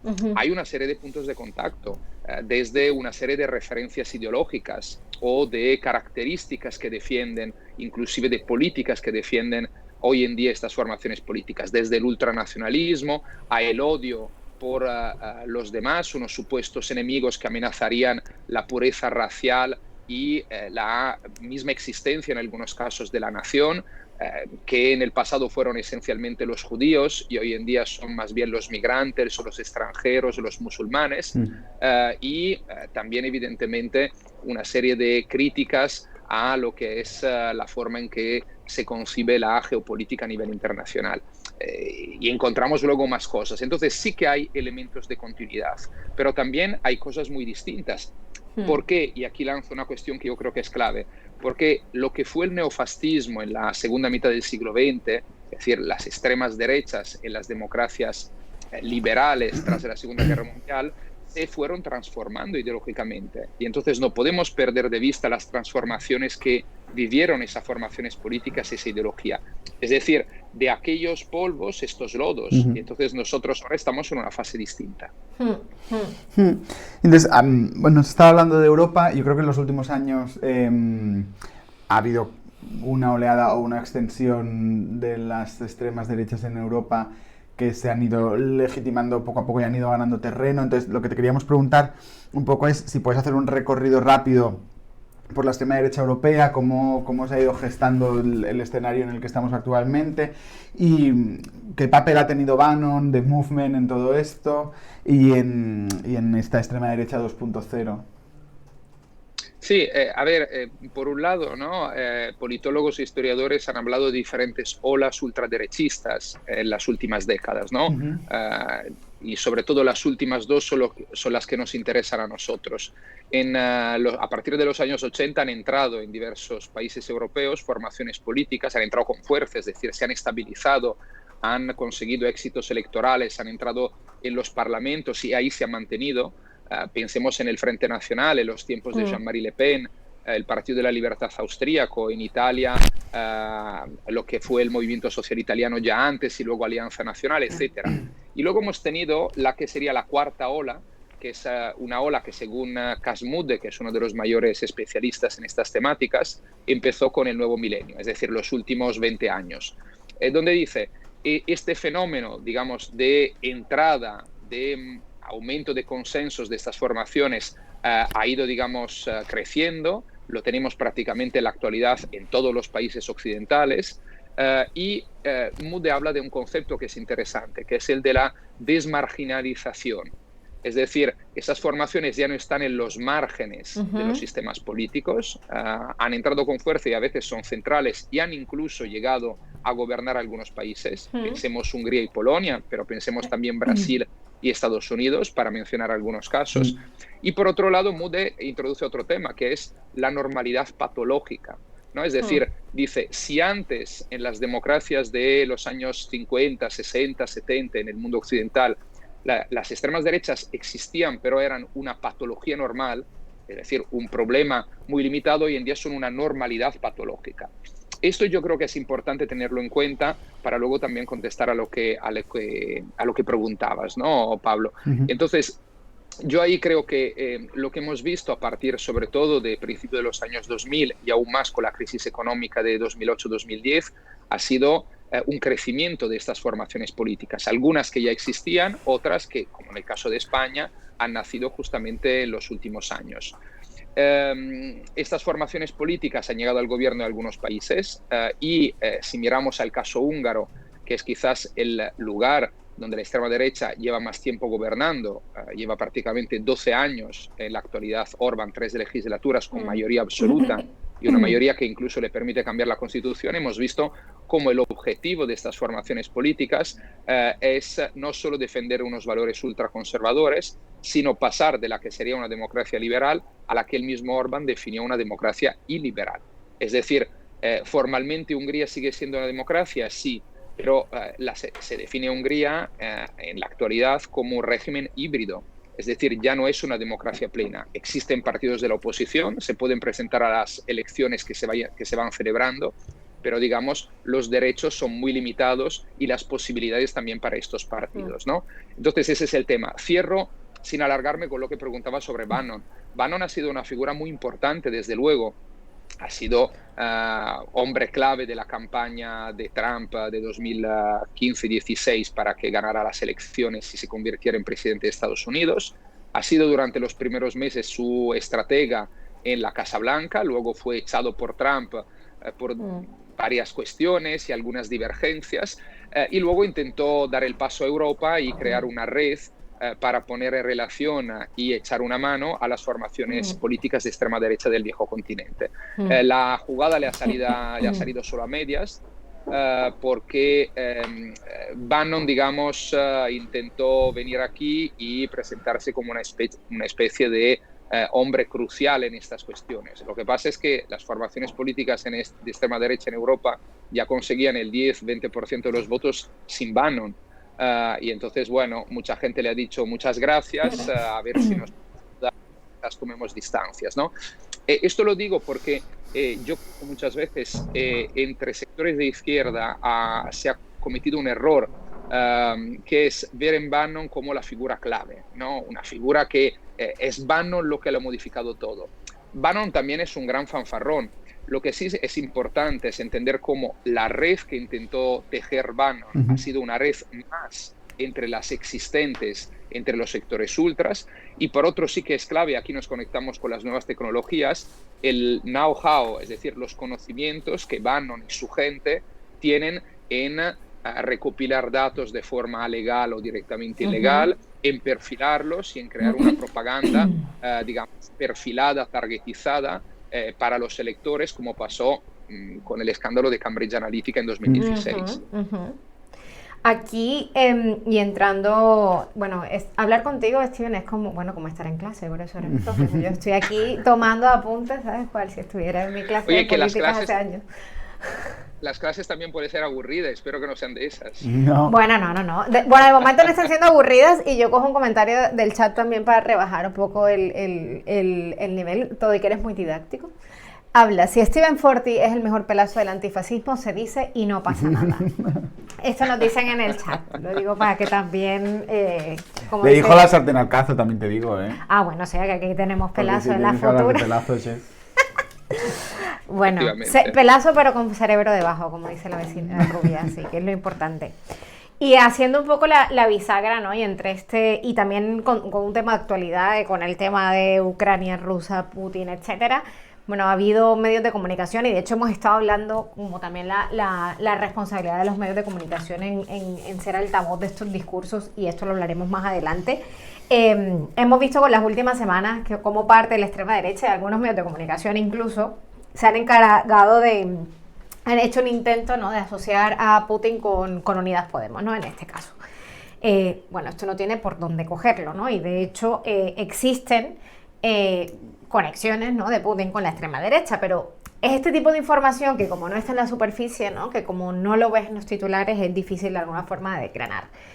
¿Qué relación hay entre Putin y la extrema derecha europea o española en concreto? Una relación estrecha o como mínimo bastante estrecha. Esto para empezar. A ver, aquí hay una cuestión de fondo, que es un interés mutuo. Es decir, a Putin le ha interesado en la última década o en los últimos 15 años más o menos encontrar formaciones políticas, movimientos políticos, redes, actores políticos y sociales dentro de la Unión Europea que fuesen euroescépticos, es decir, que tuviesen para él un factor, digamos, pudiesen promover la desestabilización de la Unión Europea. Y las formaciones de extrema derecha, hasta hace 2 días, ahora quizá un poco menos, pero no está clara su posición al respecto, han sido fuertemente euroescépticos o inclusive eurofóbicos, promoviendo o al menos defendiendo la salida de sus respectivos países de la UE y del euro. Entonces, a Putin le venía muy bien financiar estas formaciones políticas y aliarse con ellas. Ha habido inclusive partidos como el ex Frente Nacional de Marine Le Pen o la Liga de Salvini que han firmado acuerdos de cooperación ya hace algunos años con la Rusia Unida, que es el partido de Putin. A estas formaciones políticas, ¿por qué le interesaba estrechar lazos con el autócrata ruso? Por un lado, porque le venía muy bien que alguien le apoyase desde fuera en sus estrategias políticas e inclusive le financiase. Le Pen ha recibido como mínimo entre 9 y 11 millones de euros en 2014 a través de un banco checo vinculado estrechamente al Kremlin para financiar su campaña electoral. La Liga de Salvini también recibió dinero, no se sabe cuánto, y hay investigaciones en curso tras que la prensa hablase de unos encuentros que en 2018 se celebraron en el Hotel Metropol de Moscú entre unos testaferros de Salvini y unos hombres cercanos a Putin, donde se hablaba justamente de financiar a la Liga de alguna forma ilegal. Esta es solo la punta del iceberg. Por otro lado, no perdamos de vista que hay también una cuestión que es la sintonía ideológica. Es decir, estas formaciones políticas, la Liga, Le Pen, Orbán, el Partido de la Libertad Austríaco, Alternativa para Alemania, inclusive Vox, etcétera, defienden y comparten la visión del mundo putiniana. La Weltanschauung putiniana se basa sobre todo en 3 pilares, que son los conceptos de identidad, tradición y soberanía. Y esto lo comparten efectivamente estas formaciones políticas. También Vox, que es un aspecto, por ejemplo, a Salvini y Le Pen, ha sido más claramente atlantista y ha tenido vínculos menos estrechos con Putin y el entourage del Kremlin. Es decir, Salvini ha viajado a Moscú unas 10 veces en la última década. Le Pen otras tantas. Abascal no ha viajado a Moscú. Se sabe que se intentó montar un encuentro, pero al final Abascal, por lo que contó a Sánchez Dragó, se tiró para atrás por prudencia. Vox ha sido entonces sí más atlantista y entonces, por ejemplo, en Europa es mucho más amiga de los polacos de Ley y Justicia, que son fuertemente rusófobos por cuestiones históricas, geográficas, geopolíticas, o con Hermanos de Italia, de Giorgia Meloni, en el país transalpino. Esto pero no quiere decir que Vox, por un lado, no compartiese una serie de valores y no hubiese esa sintonía ideológica. Y por el otro, de igual forma, que no llegase a buscar y quizás recibiese financiación rusa. Y esto, por lo que se sabe, porque es que conocemos muy poco al respecto, parece que ha pasado a través de los canales de una red importantísima, que es la ultraconservadora católica, o cristiana, mejor dicho, porque también hay gente ortodoxa metida ahí, que en España tiene, digamos, su gran organización en Citizen Go Hazte Oír. Y parece que Citizen Go Hazte Oír recibió dinero de Konstantin Malofev, que es un oligarca ruso cercano al Kremlin, y que eso prácticamente le permitiese a Citizen Go Hazte Oír montar varias de sus campañas antigénero, antivalores LGTBI, antiaborto, pro familia tradicional, etc. Y la conexión entre Hazte Oír, Citizen Go y Vox es estrecha. Inclusive estudios al respecto han definido a Vox el brazo político de Hazte Oír, Citizen Go, y digamos las campañas que defiende Vox son muy similares a las de Hazte Oír en ese campo, ¿no? Entonces, Vox también, digamos, tiene conexiones con el Kremlin. Es decir, si me apuras y de forma un poco provocadora, podríamos decir que el único verdadero amigo en España ha sido en los últimos años Santiago Abascal. Madre mía, esto es el sálvame del antifascismo. O sea, en plan, ¿de quién se habla con quién? De los encuentros que pudieron ser y no fueron, pero como por lo bajini también hay relaciones. Tela. Sí, como poniendo el foco, a la que hablabas de Abascal, sí, para seguir poniendo el foco aquí en España y Cataluña, te queríamos preguntar qué formaciones ves tú que tienen comportamientos propios de la extrema derecha o vicios de estas extremas derechas. De extrema derecha en el contexto español. Bueno, evidentemente Vox. Sí. Vox es un miembro de esta familia global de la extrema derecha 2.0, ¿no? Junto a los demás que citábamos. Ahora bien, la característica de las extremas derechas es que también son difíciles, digamos, de detectar. Es decir, es muy escurridiza, es muy ambigua. Fijaros, por ejemplo, que Abascal nunca se ha definido de extrema derecha. Lo mismo lo podemos decir de Salvini, Le Pen o los demás. Ellos se definen gente, digamos, centrada, que defiende lo que la gente común dice en la calle, en los bares, ¿no? Eso es un poco su de presentarse. Como mucho pueden decir que defienden valores conservadores, sin más. Ahora, encontramos características o figuras que podríamos definir de extrema derecha también dentro de otras formaciones políticas. Dentro del Partido Popular hay sectores que no solo ven con buenos ojos la alianza con Vox, y el pacto en Castilla y León de la semana pasada es una evidencia en este sentido, también lo que viene comentando Ayuso desde hace tiempo, pero también lo encontramos dentro de otras formaciones políticas, ¿no? Pienso en Cataluña. Hay dentro de Junts per Catalunya hay seguramente sectores que, aunque no podrían nunca llegar a acuerdos con Vox porque la referencia nacional es distinta, por unos es la catalana, por otros es la española, pero defienden valores similares, un nacionalismo esencialista, inclusive, como sabemos, algunos intentos de conexión, no sabemos hasta qué punto, con la Rusia de Putin en los años más álgidos del procés, y una visión digamos, basada en valores como la identidad, la tradición y la soberanía. ¿Esto quiere decir que el PP o Junts per Catalunya sean formaciones de extrema derecha 2.0 tout court? No, sencillamente que tienen algunos rasgos. Lo que pasa es, se tiene que ver hasta qué punto y eso cómo influye en las políticas que defienden o los pactos que llevan a cabo, ¿no? Roger Ipil y Matthew Goodwin escribieron un libro que se llama Nacional Populismo, que salió hace 3 años aproximadamente, y ellos hablan para esta deriva de sectores de la derecha conservadora tradicional, demócrata, lo que sean los populares a nivel europeo, hablan de nacionalpopulismo light, nacionalpopulismo ligero. Es decir, ponen de relieve una cuestión, que hay un proceso en algunos países más marcado que en otros de ultraderechización de las formaciones políticas de la derecha tradicional. Y yo creo que ese es un problema enorme, porque en este momento la derecha conservadora tradicional es el anillo débil de nuestras democracias. Es decir, si estas formaciones, como está pasando parece en España, como ha pasado antes en otros países a partir del caso italiano, deciden aliarse con la extrema derecha y compartir gran parte de su discurso político, apaga y vámonos. Es una derrota para nuestras democracias.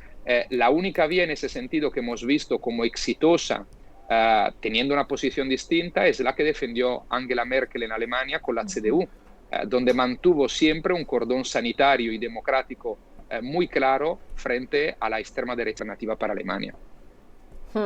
Bueno, de hecho, ya queríamos... bueno, ¿tú querías decir algo? No, tira. No, queríamos... De hecho, ya tu libro, ¿no? De ¿qué es la extrema derecha 2.0? Y la segunda parte es cómo la combatimos. Entonces, ya teniendo como una definición clara a través de estas primeras preguntas y de estos elementos que hay en común y en concreto, ¿no? En España, en Cataluña, etcétera. ¿Cómo combatimos la extrema derecha? O sea, como así, en 4 pasos, que tú tienes la fórmula, seguro que es científicamente comprobada, 1, 2, 3, 4. Bueno, y también casos de éxito. Sí, son unas sugerencias, porque estamos en un work in progress, ¿no? Claro. No sabemos también cómo se transformará la ultraderecha, porque también puede cambiar de posición muy rápidamente. Lo estamos viendo en estos días respecto a Rusia. Salvini ahora... ¿no? alaba a Ucrania e intenta distanciarse, aunque no lo consigue porque sus vínculos eran tan estrechos, pero intenta desvincularse del Kremlin, y eso veremos a qué conlleva en los próximos meses y años, ¿no? Y también sobre muchas más cosas. Dicho lo cual, yo creo que por un lado es importante estudiar la extrema derecha, porque muchas veces desde la izquierda no se ha perdido o no se ha invertido sobre todo mucho tiempo en estudiar realmente estas formaciones políticas, su ideología, sus estrategias electorales, sus formas organizativas. Togliatti vino a decir en los años 30 respecto al fascismo de aquellos años que para combatir al fascismo era justamente necesario estudiarlo, sus lecciones sobre el fascismo. Entonces, yo creo que ese es un punto imprescindible, porque también eso nos ayuda a entender cuáles son las razones que explican el auge electoral de estas formaciones políticas. No se trata solo del aumento de las desigualdades económicas, por ejemplo, que es un punto muy importante, pero no es el único, sino que también depende de lo que Pippa Norris ha llamado el cultural backlash, es decir, una reacción cultural a la globalización neoliberal. Y luego tenemos que añadir, entre otras razones, la crisis de las democracias liberales, el aumento de la desconfianza de gran parte de la ciudadanía hacia las instituciones, o inclusive la sensación de miedo, de desprotección que muchas personas perciben, sienten, y que entonces les lleva, en algunos casos, a comprar los discursos simplistas que ofrecen a su manera seguridad y protección que da la extrema derecha. Esto lo digo porque para elaborar una respuesta es fundamental saber dónde se tiene que ir a actuar. Y eso quiere decir que, ya que las causas son múltiples, la respuesta tiene que ser poliédrica. Es decir, se tiene que actuar en diferentes ámbitos, no solo las desigualdades, que desde luego, no solo las políticas sociales, sino también otros campos. Y por otro lado, tener en cuenta que también la respuesta tiene que ser multinivel. Es decir, no se puede solo operar del nivel institucional, donde sí se pueden hacer muchas cosas. Se tiene que operar también desde los medios de comunicación, desde unas políticas de democratización del espacio digital, donde la extrema derecha sabe viralizar muy bien su discurso, y lo ha hecho mucho en los últimos años, y también, desde luego, desde la izquierda y la sociedad civil. Cualquier tipo de respuesta que se elabore tiene también que tener en cuenta, más allá de una serie de elementos generales, los elementos concretos, locales, porque la extrema derecha puede subir en un municipio, sobre todo por una razón, y en otros por otra. Y entonces se tiene que ajustar esa respuesta. Ahora, yo os diría que, por un lado, no se pueden perder de vista lo que las instituciones pueden hacer. Y el tema de la democratización del espacio digital depende también de las instituciones. Las grandes empresas como Facebook, Twitter, Instagram, etcétera, son empresas privadas, lo sabemos, pero ya están haciendo desde hace años un servicio público, y no sabemos cómo gestionan no solo sus cuentas con transparencia, sino los algoritmos, no sabemos cómo funcionan. Y eso evidentemente permite que muchas veces post, tweet, que tengan, digamos, que despierten emociones sobre todo centradas en el odio o el miedo, se puedan viralizar mucho más. Y de fondo hay todo un discurso sobre el hate speech, el discurso del odio, ¿no? Luego, desde la sociedad civil, y aquí cierro para no alargarme, yo creo que tenemos que tener en cuenta que todos podemos hacer para contrarrestar a la extrema derecha. Es decir, todos podemos aportar nuestro granito de arena, porque es cierto que las razones de fondo que han permitido la aparición y el auge de estas formaciones políticas en gran medida siguen ahí, pero no tenemos tampoco que ser fatalistas. Y entonces tenemos que ponernos las pilas y empezar desde abajo para reconstruir, por ejemplo, redes sociales, redes comunitarias en nuestros barrios, en nuestros pueblos, en nuestras ciudades, que permitan no solo a la gente sentirse menos sola y romper un poco esta individualización imperante en nuestras sociedades, sino también permitir que la gente que se sienta sola y que tenga quizás ideas lejanas a la nuestra pueda encontrar lugares cómodos donde debatir, donde informarse, donde también, digamos, no mantenerse cerrada en una visión muy estrecha a veces de cómo va el mundo y de cómo van las cosas en nuestros países. Y en esta línea de estrategias o maneras de poder confrontar, ¿qué casos de éxito nos hemos encontrado últimamente o qué casos de éxito has detectado tú? Yo estaba pensando, cuando veía la pregunta y en todo lo que explicabas, Ibai Arvidel, el periodista que está en Grecia, siempre habla mucho de cómo se combatió allí a Amanecer Dorado y tal. No sé si lo pondrías también como ejemplo o algún otro ejemplo de casos de éxito desde diferentes lugares también, sí. Porque como tú dices, está lo institucional, está lo están los medios de comunicación, está lo comunitario, está lo partidista, si se quiere. Entonces, bueno, si se te ocurre algún ejemplo así un poco de tenemos diversos ámbitos. Como un par de minutos, ¿no?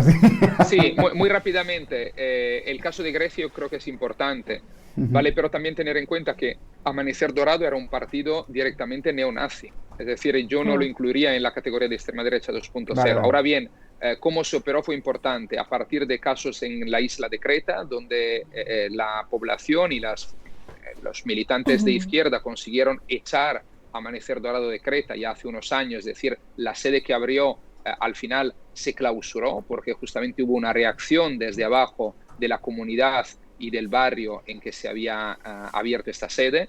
Luego también, en el caso de Grecia, también vale la pena recordar que Amanecer Dorado fue ilegalizado tras un juicio por el asesinato del rapper antifascista Pavlos Fyssas en 2013. Y luego os mencionaría, por ejemplo, en ámbito institucional, el caso de Alemania.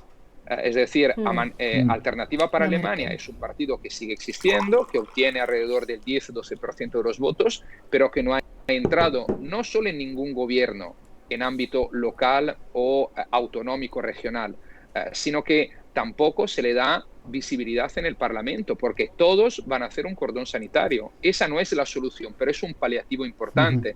Y por último, mencionaría también, en el caso más cercano de España, las redes que se han dado en diferentes pueblos sobre la acogida de migrantes para crear espacios donde no solo se ayudan a personas que vienen de otros países, muchas veces escapando de guerras y de situaciones dramáticas, sino se ponen en relación las redes ya existentes de activismo con estas personas y se abren estas redes en espacio, digamos, abiertos para toda la comunidad, ¿no? En Manresa, en Terrassa, se han hecho cosas muy interesantes, por ejemplo, para hablar del caso concreto aquí de Cataluña. Pues, ¿tú tienes algo más? No, todo muy interesante y muy estimulante. Yo creo que hemos hecho, además en tiempo récord, yo he tomado muchos apuntes, hemos hecho un recorrido de lo que expones también en tu libro, que lo recomendamos mucho aquí desde La Futura, para que siga teniendo más y más ediciones, y agradecerte sobre todo, Steven, por ese tiempo. Tú hablabas de la falta de tiempo y esfuerzos que se hacen también en términos de estudiar el funcionamiento de las extremas derechas, y si no sabemos cómo funcionan, pues es difícil combatirlas. Así que gracias por el tiempo y los esfuerzos que dedicas no solamente a estudiarlas, sino también a compartir este conocimiento que está en constante evolución, porque como tú dices, también se construye desde diferentes lugares, ¿no? O sea, no solo desde la academia, sino también desde todos esos lugares que tú comentabas. Así que mil gracias por atender la invitación a La Futura. Esta es tu casa cuando quieras. Y desde aquí estamos intentando siempre como de alguna forma combatir la extrema derecha, siendo autocríticas, ¿no? Poniendo el foco donde hay que ponerlo, ¿no? Hay veces hay que señalar y denunciar y hay veces hay que poner el discurso, ¿no? También que se quieren poner, y a veces simplemente es hacer, básicamente, ¿no? O sea, esos aspectos que pueden ser la punta de lanza que pueden tener con la inmigración, pues cómo organizar redes comunitarias, y también en varias ocasiones hemos hablado de proyectos que se organizan precisamente comunitariamente, no con el objetivo de combatir la extrema derecha, pero con una práctica que concretamente lo está haciendo también con actos concretos. Así que nada, muchísimas gracias, nos despedimos de ti y que vuelvas pronto, y aquí en La Futura seguimos. Bueno, ¿quieres decir algo, Steven, que te he cortado así? Vamos. Sencillamente agradeceros vosotros el tiempo y la invitación, y que nos veamos pronto, y un abrazo fuerte. Un abrazo muy fuerte, Steven. Y aquí no acaba todo en La Futura News. Continuamos. No descansamos nunca. No, esto es un no parar. Y eso que apenas estamos de lunes y hemos tenido energía de lunes hoy, pero hemos sacado esto adelante. Ha salido bien. Esto no acaba aquí porque viene nuestra tertulia ahorita con Carla Galeote, con Dani Sosa, con Marta Dalmau, en la tertulia de La Futura News, que es un equipazo. Y luego, acuérdense de lo que les dijimos al principio, ¿no? Que tenemos La Futura News en català el dimecres, y en este caso también tenemos a Eudald Espluga, que viene como invitado, y La Hora Petarda con Tatiana Romero. Así que hay mucha futura para esta semana. Un abrazo. Gracias, Pabli, como siempre, que hemos hecho aquí un parejón.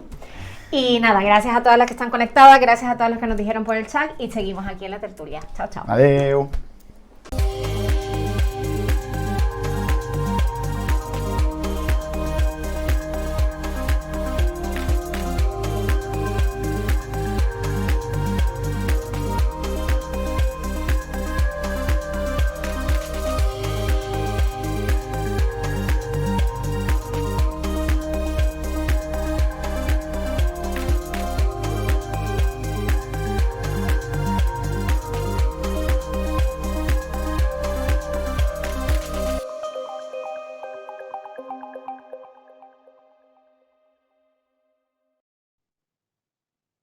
Feliz lunes, estamos aquí un lunes más comentando aquí en la tertulia los temas más candentes para iniciar la semana con toda la información posible. Tenemos como siempre a Marta Dalmau de forma virtual y a Dani Sosa en el plató. Buenos días a todo el mundo. Y bueno, hoy creo que para empezar la semana con alegría y también pues con unas buenas noticias por parte de todo lo que es la cancha socialdemócrata, podemos empezar con la toma de posesión del presidente de la República Chilena, Gabriel Boric.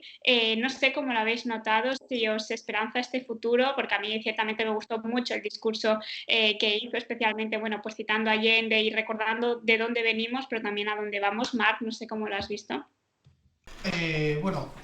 Primero supongo que todo el mundo habrá escuchado el discurso, ¿no? del presidente Boric, que la verdad que es un discurso muy, muy emocionante, ¿no? Viendo que la gente está muy contenta con él y con esperanzas de cambio. Y bueno, a mí me gustó mucho una cosa concreta, que fue que el ministro de Exteriores de Japón le regaló un Squirtle, porque descubrió que era el Pokémon favorito de Boric. Pero claro, tenemos un presidente que, quieras o no, es joven, tiene 36 años, por tanto es importante estas cosas, ¿no? Que es un cambio generacional en la política chilena y un poco también en la política latinoamericana, porque la media de presidentes son gente muy mayor. Lo estamos viendo, ¿no? Que hay muchos países donde se está apostando por políticos jóvenes, y Chile es un ejemplo de ello. Y bueno, yo creo que Boric es la esperanza de cambio no solo en Chile, sino en Latinoamérica, ¿no? Porque en Colombia ayer también tuvo elecciones, luego lo comentamos un poco, pero quiero decir que está Boric al final es como la punta de lanza, ¿no? Del progresismo latinoamericano. Yo creo que ese es un poco el resumen. Sí, se me corta, ¿no? Totalmente de acuerdo con el compañero Marc. Además, vemos que 36 años, ¿no? Que ahora parece una anécdota, pero es una cosa que en un momento fue muy rompedor, y de hecho lo sigue siendo. Seguramente desde los mandatarios internacionales más jóvenes que hay, con bastante diferencia.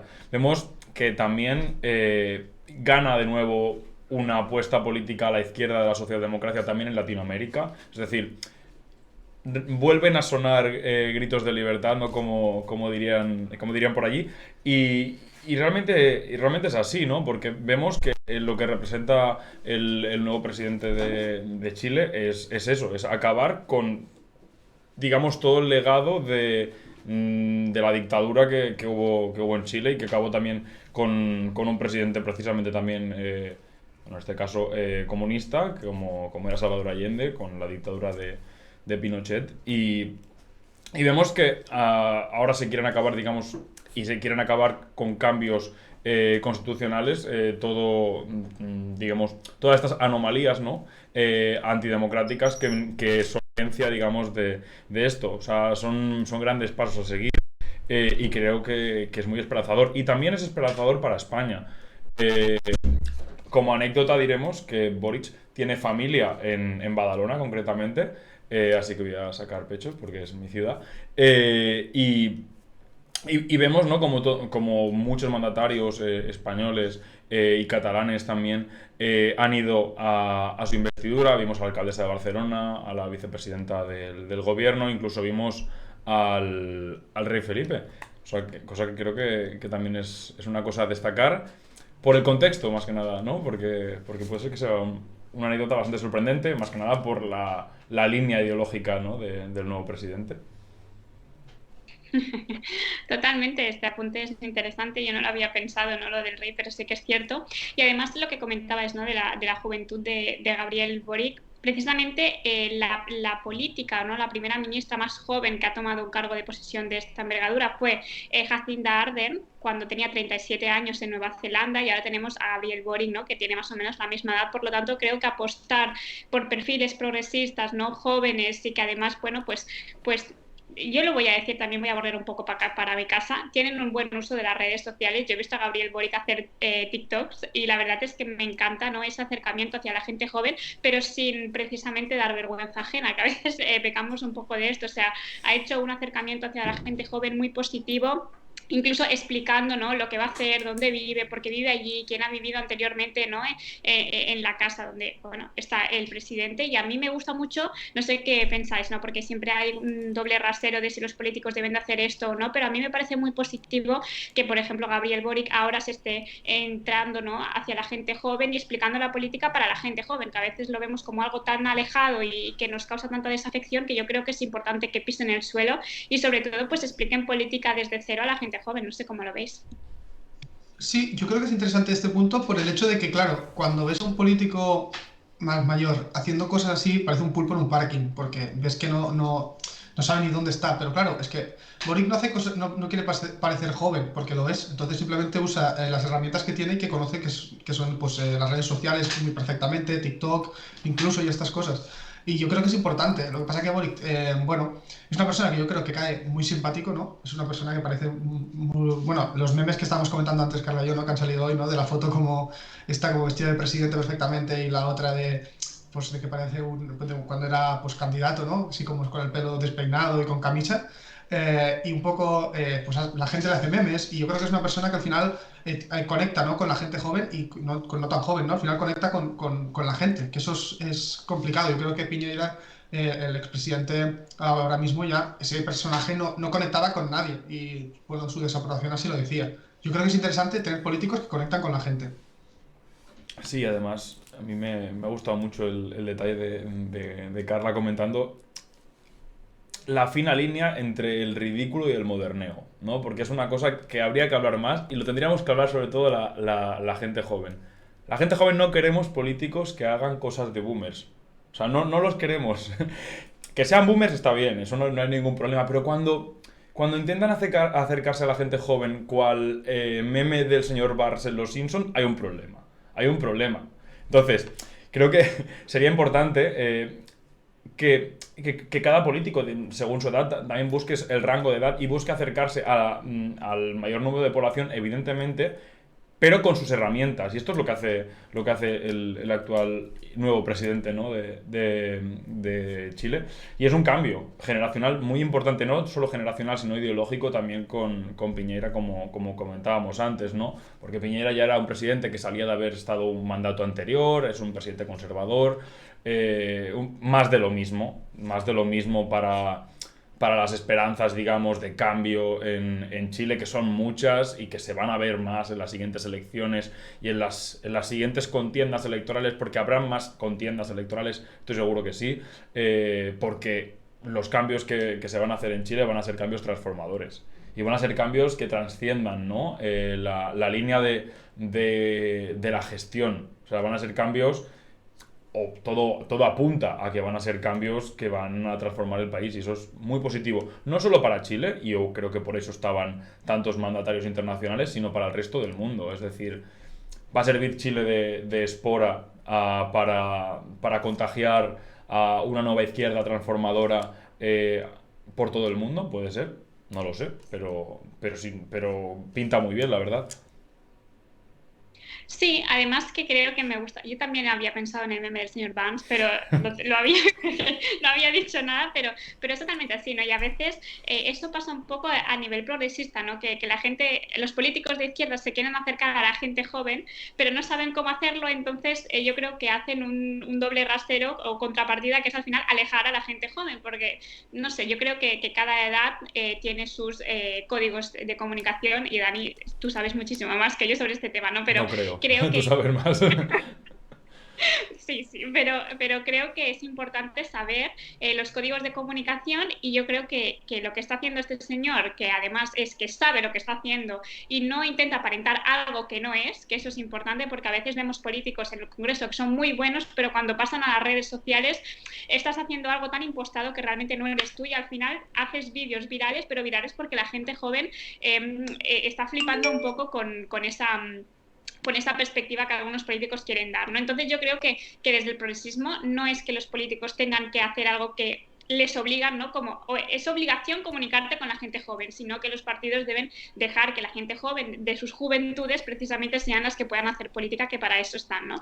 Y después creo que es muy positivo el hecho de ver, ¿no? y entender que haya ido Ada Colau o Yolanda Díaz a esa toma de posesión. Yo creo que es algo muy importante, o al menos yo lo veo así, porque muestra un frente progresista transversal a nivel internacional y unido, y a mí me ha gustado muchísimo ver, por ejemplo, pues a Pisarello, a Yolanda Díaz, o a Ada Colau con él, porque no solamente muestran que los cambios se producen poco a poco, pero se producen, porque con Gabriel Boric llevaban mucho tiempo luchando, años, que yo no lo sabía y he visto fotos de hace un montón de años, por lo tanto demuestra que las izquierdas trabajan poquito a poquito, pero al final tienen esa validación, ¿no? Que es al final llegar al gobierno, y sobre todo pues eso, creo que mostrar una imagen de una izquierda unida y de una izquierda cohesionada con su transversalidad, porque creo que eso es bonito, ¿no? También la transversalidad de la izquierda, pero jolín, yo me gustó muchísimo ver a políticos de nuestro país progresistas estar allí y dar apoyo, porque creo que nos enseña la cohesión. Sí, y yo creo que también es interesante ver que aquí hay una cosa importante, ¿no? Que es que la izquierda, como decía el Dani, la izquierda de la socialdemocracia tiene que unirse a nivel internacional, porque hay muchos socialdemócratas que tienen primeros ministros, ¿no? La centroderecha igual, pero la izquierda, ¿no? Lo que consideramos la izquierda, vemos que no tiene tantas presidencias, ¿no? Yo creo que este año puede ser esperanzador en Latinoamérica, con Colombia y con Brasil, porque vamos, Lula tiene mucha pinta de que va a ganar las elecciones.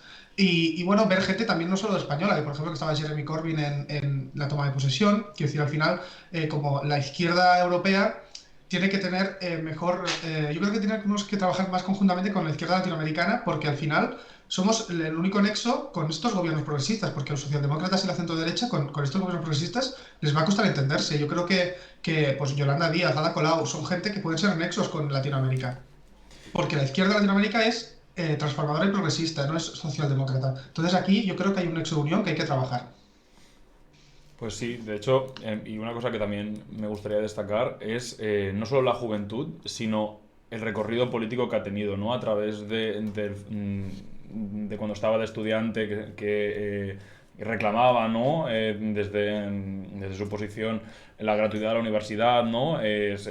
Ahora mismo está reclamando un poco más de lo mismo, ¿no? Porque está reclamando una mejora en el sistema de salud de Chile, que lo tienen complicado, adaptarse, ¿no? Digamos, a la emergencia climática.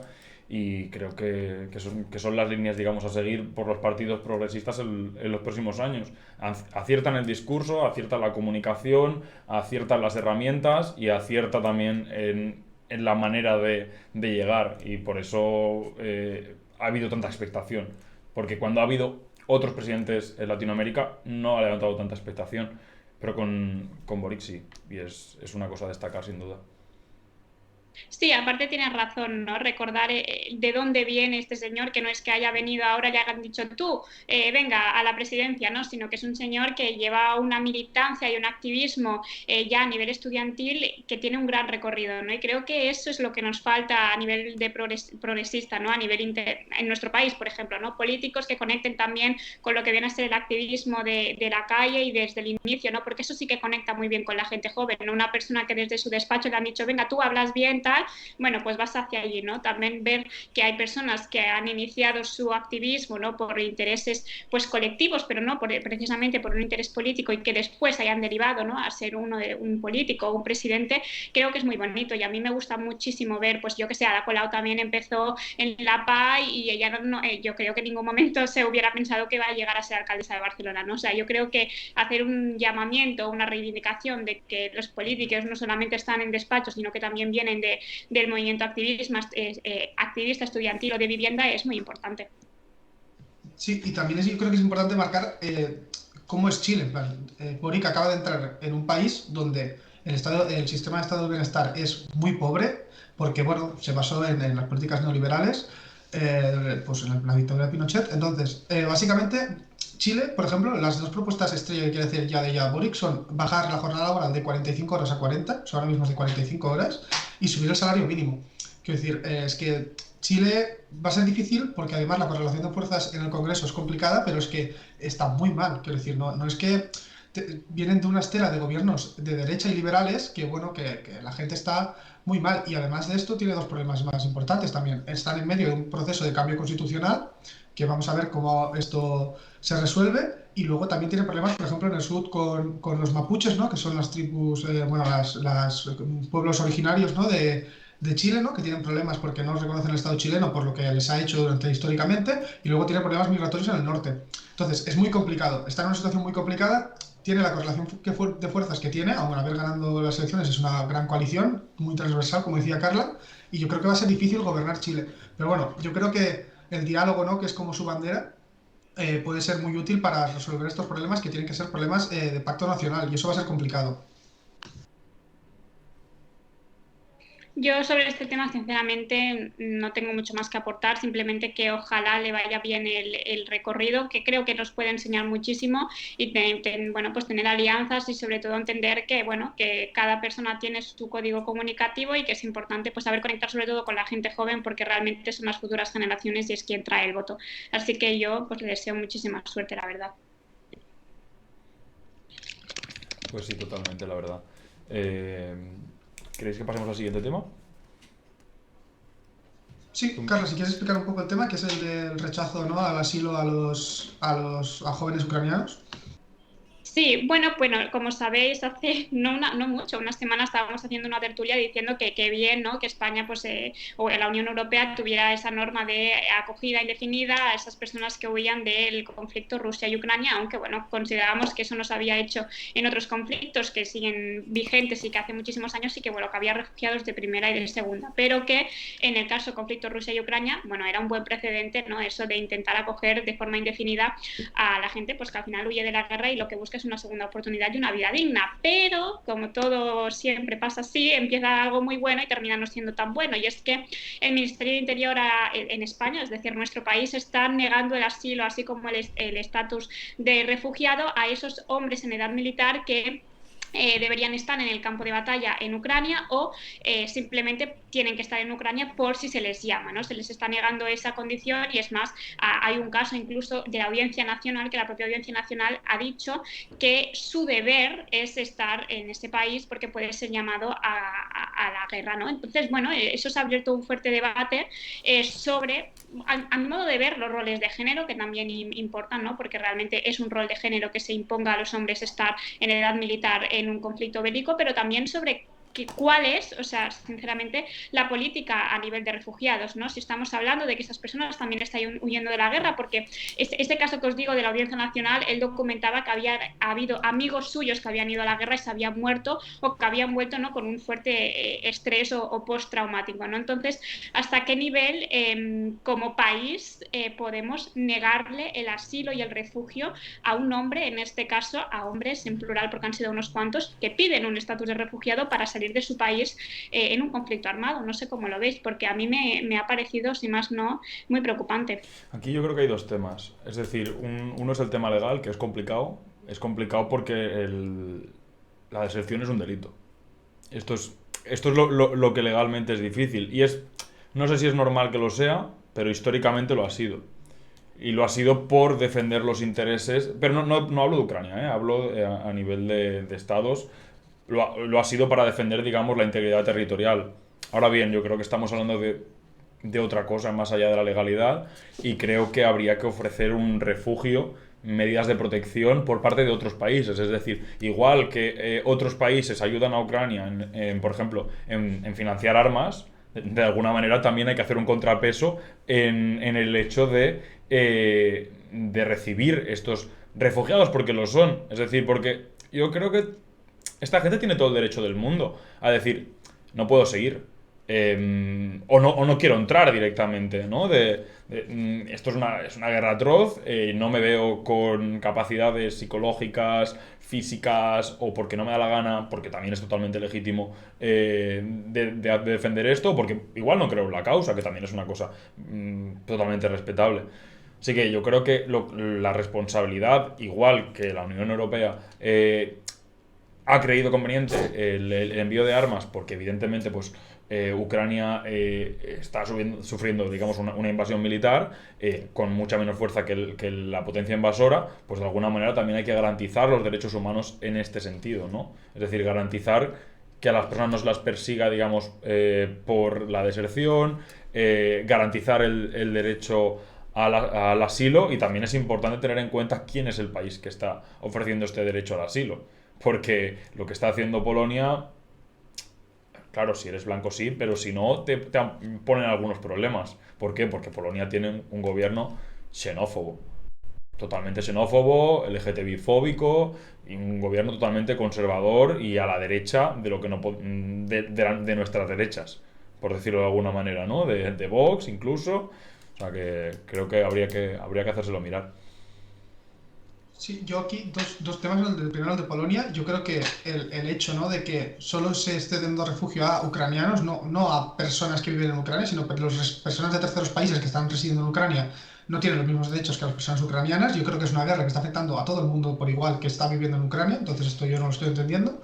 Y luego el tema de la deserción, yo creo que es importante tener en cuenta, ¿no?, que es gente que no tiene formación militar en muchos casos. Entonces, enviar a gente sin formación militar a una guerra, de verdad, en un frente, puede ser una masacre. Entonces, entiendo que hay gente que no quiere la guerra porque primero no tendrán formación o no tienen, lo que está diciendo tú, Dari, no quieren involucrarse en una guerra, que es normal. Porque, por ejemplo, hay datos, ¿no?, de una encuesta decía hace un mes, antes de la guerra en Ucrania, que el 62% de los ucranianos estaba dispuesto a luchar por su país. Entonces, hay gente que sí que quiere luchar por Ucrania y que, bueno, que ya están yendo a los centros de apuntarse para ser voluntario de guerra, y hemos visto imágenes, ¿no?, de mucha gente haciendo cola. Entonces no entiendo tampoco la necesidad de obligar a todo el mundo, y luego por comparación, por ejemplo, en España solo el 21% iría a la guerra por España, porque tenemos el pasado que tenemos y mucha gente no quiere involucrarse en guerras. Y yo creo que sí que aquí habría que ver cómo se puede solucionar esto para que la gente que no quiera luchar tenga algún tipo de derecho. No sé, en temas legales no controlo mucho, pero yo creo que la Unión Europea también tiene que tener en cuenta esta variable, porque le estás dando apoyo militar, pero también hay gente que no quiere luchar, y esta gente la estás enviando a morir. Y esto es triste y es así. Y hay gente que se está enviando a morir es que si en una guerra sin formación militar, yo creo que es imposible que puedas aportar mucho tampoco. Simplemente es estar allí. Y yo creo que esto es un problema.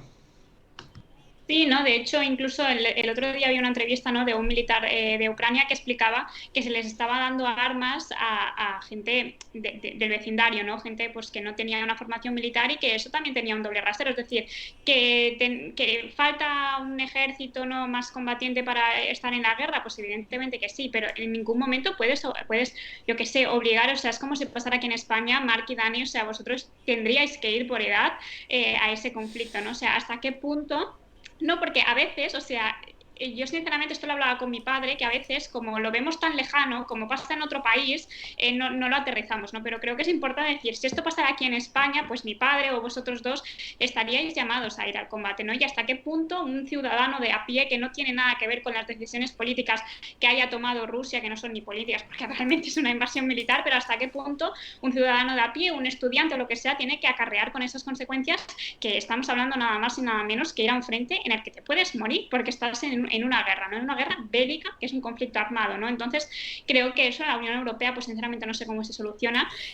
Ojalá supiéramos la solución para enviárselo a quien viene a ser quien toma las decisiones, pero sobre todo creo que obligar a gente joven o ¿no? a hombres en general a ir a una guerra de forma obligada, cuando ya hay gente que quiere ir voluntariamente, que después podríamos hablar del patriotismo, hasta qué punto es bueno o se convierte en radical, ¿no? Eso es otro tema que podríamos hablar, pero que no se puede obligar a las personas a ir a la guerra, igual que tampoco se puede obligar, pues no sé, es que son tantas cosas que no lo sé cómo explicarme, pero que encuentro una absoluta barbaridad, sinceramente, que se esté obligando a la gente a ir a un conflicto bélico en el que literalmente te estás jugando la vida.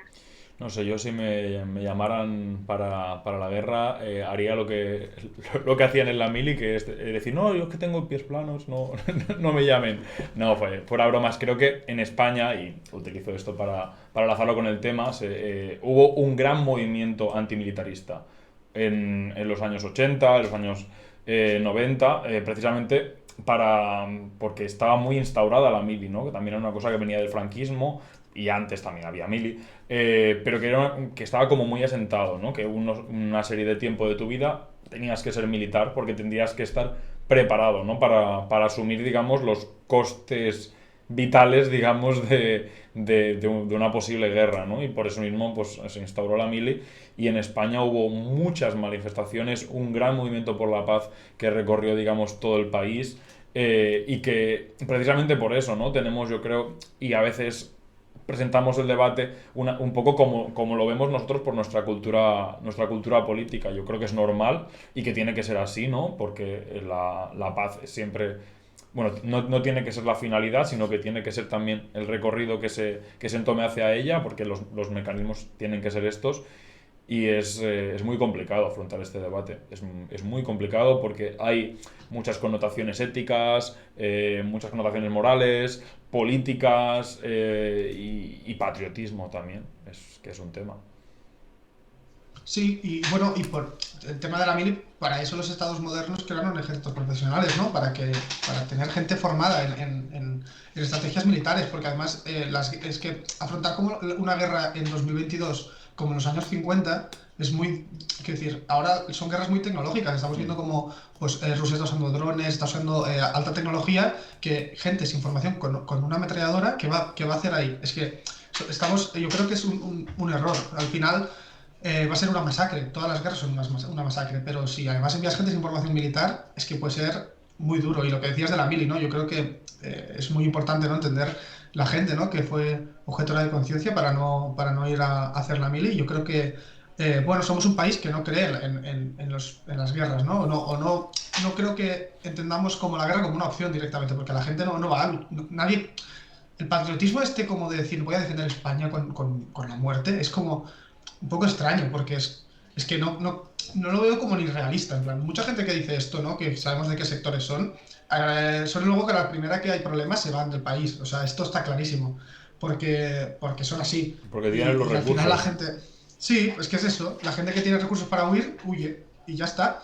Pero luego son los primeros ahora, ¿no? Que cuando no hay problemas son los patriotas, ¿no? Que voy a luchar por España y no sé qué. Yo creo que es un tema complicado.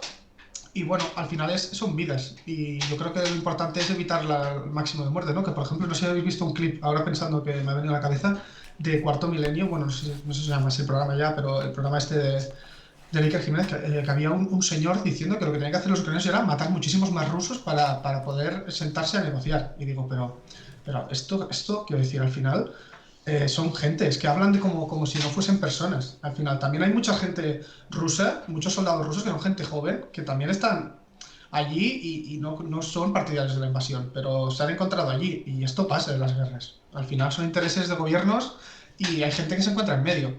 No sé, es un tema complicado.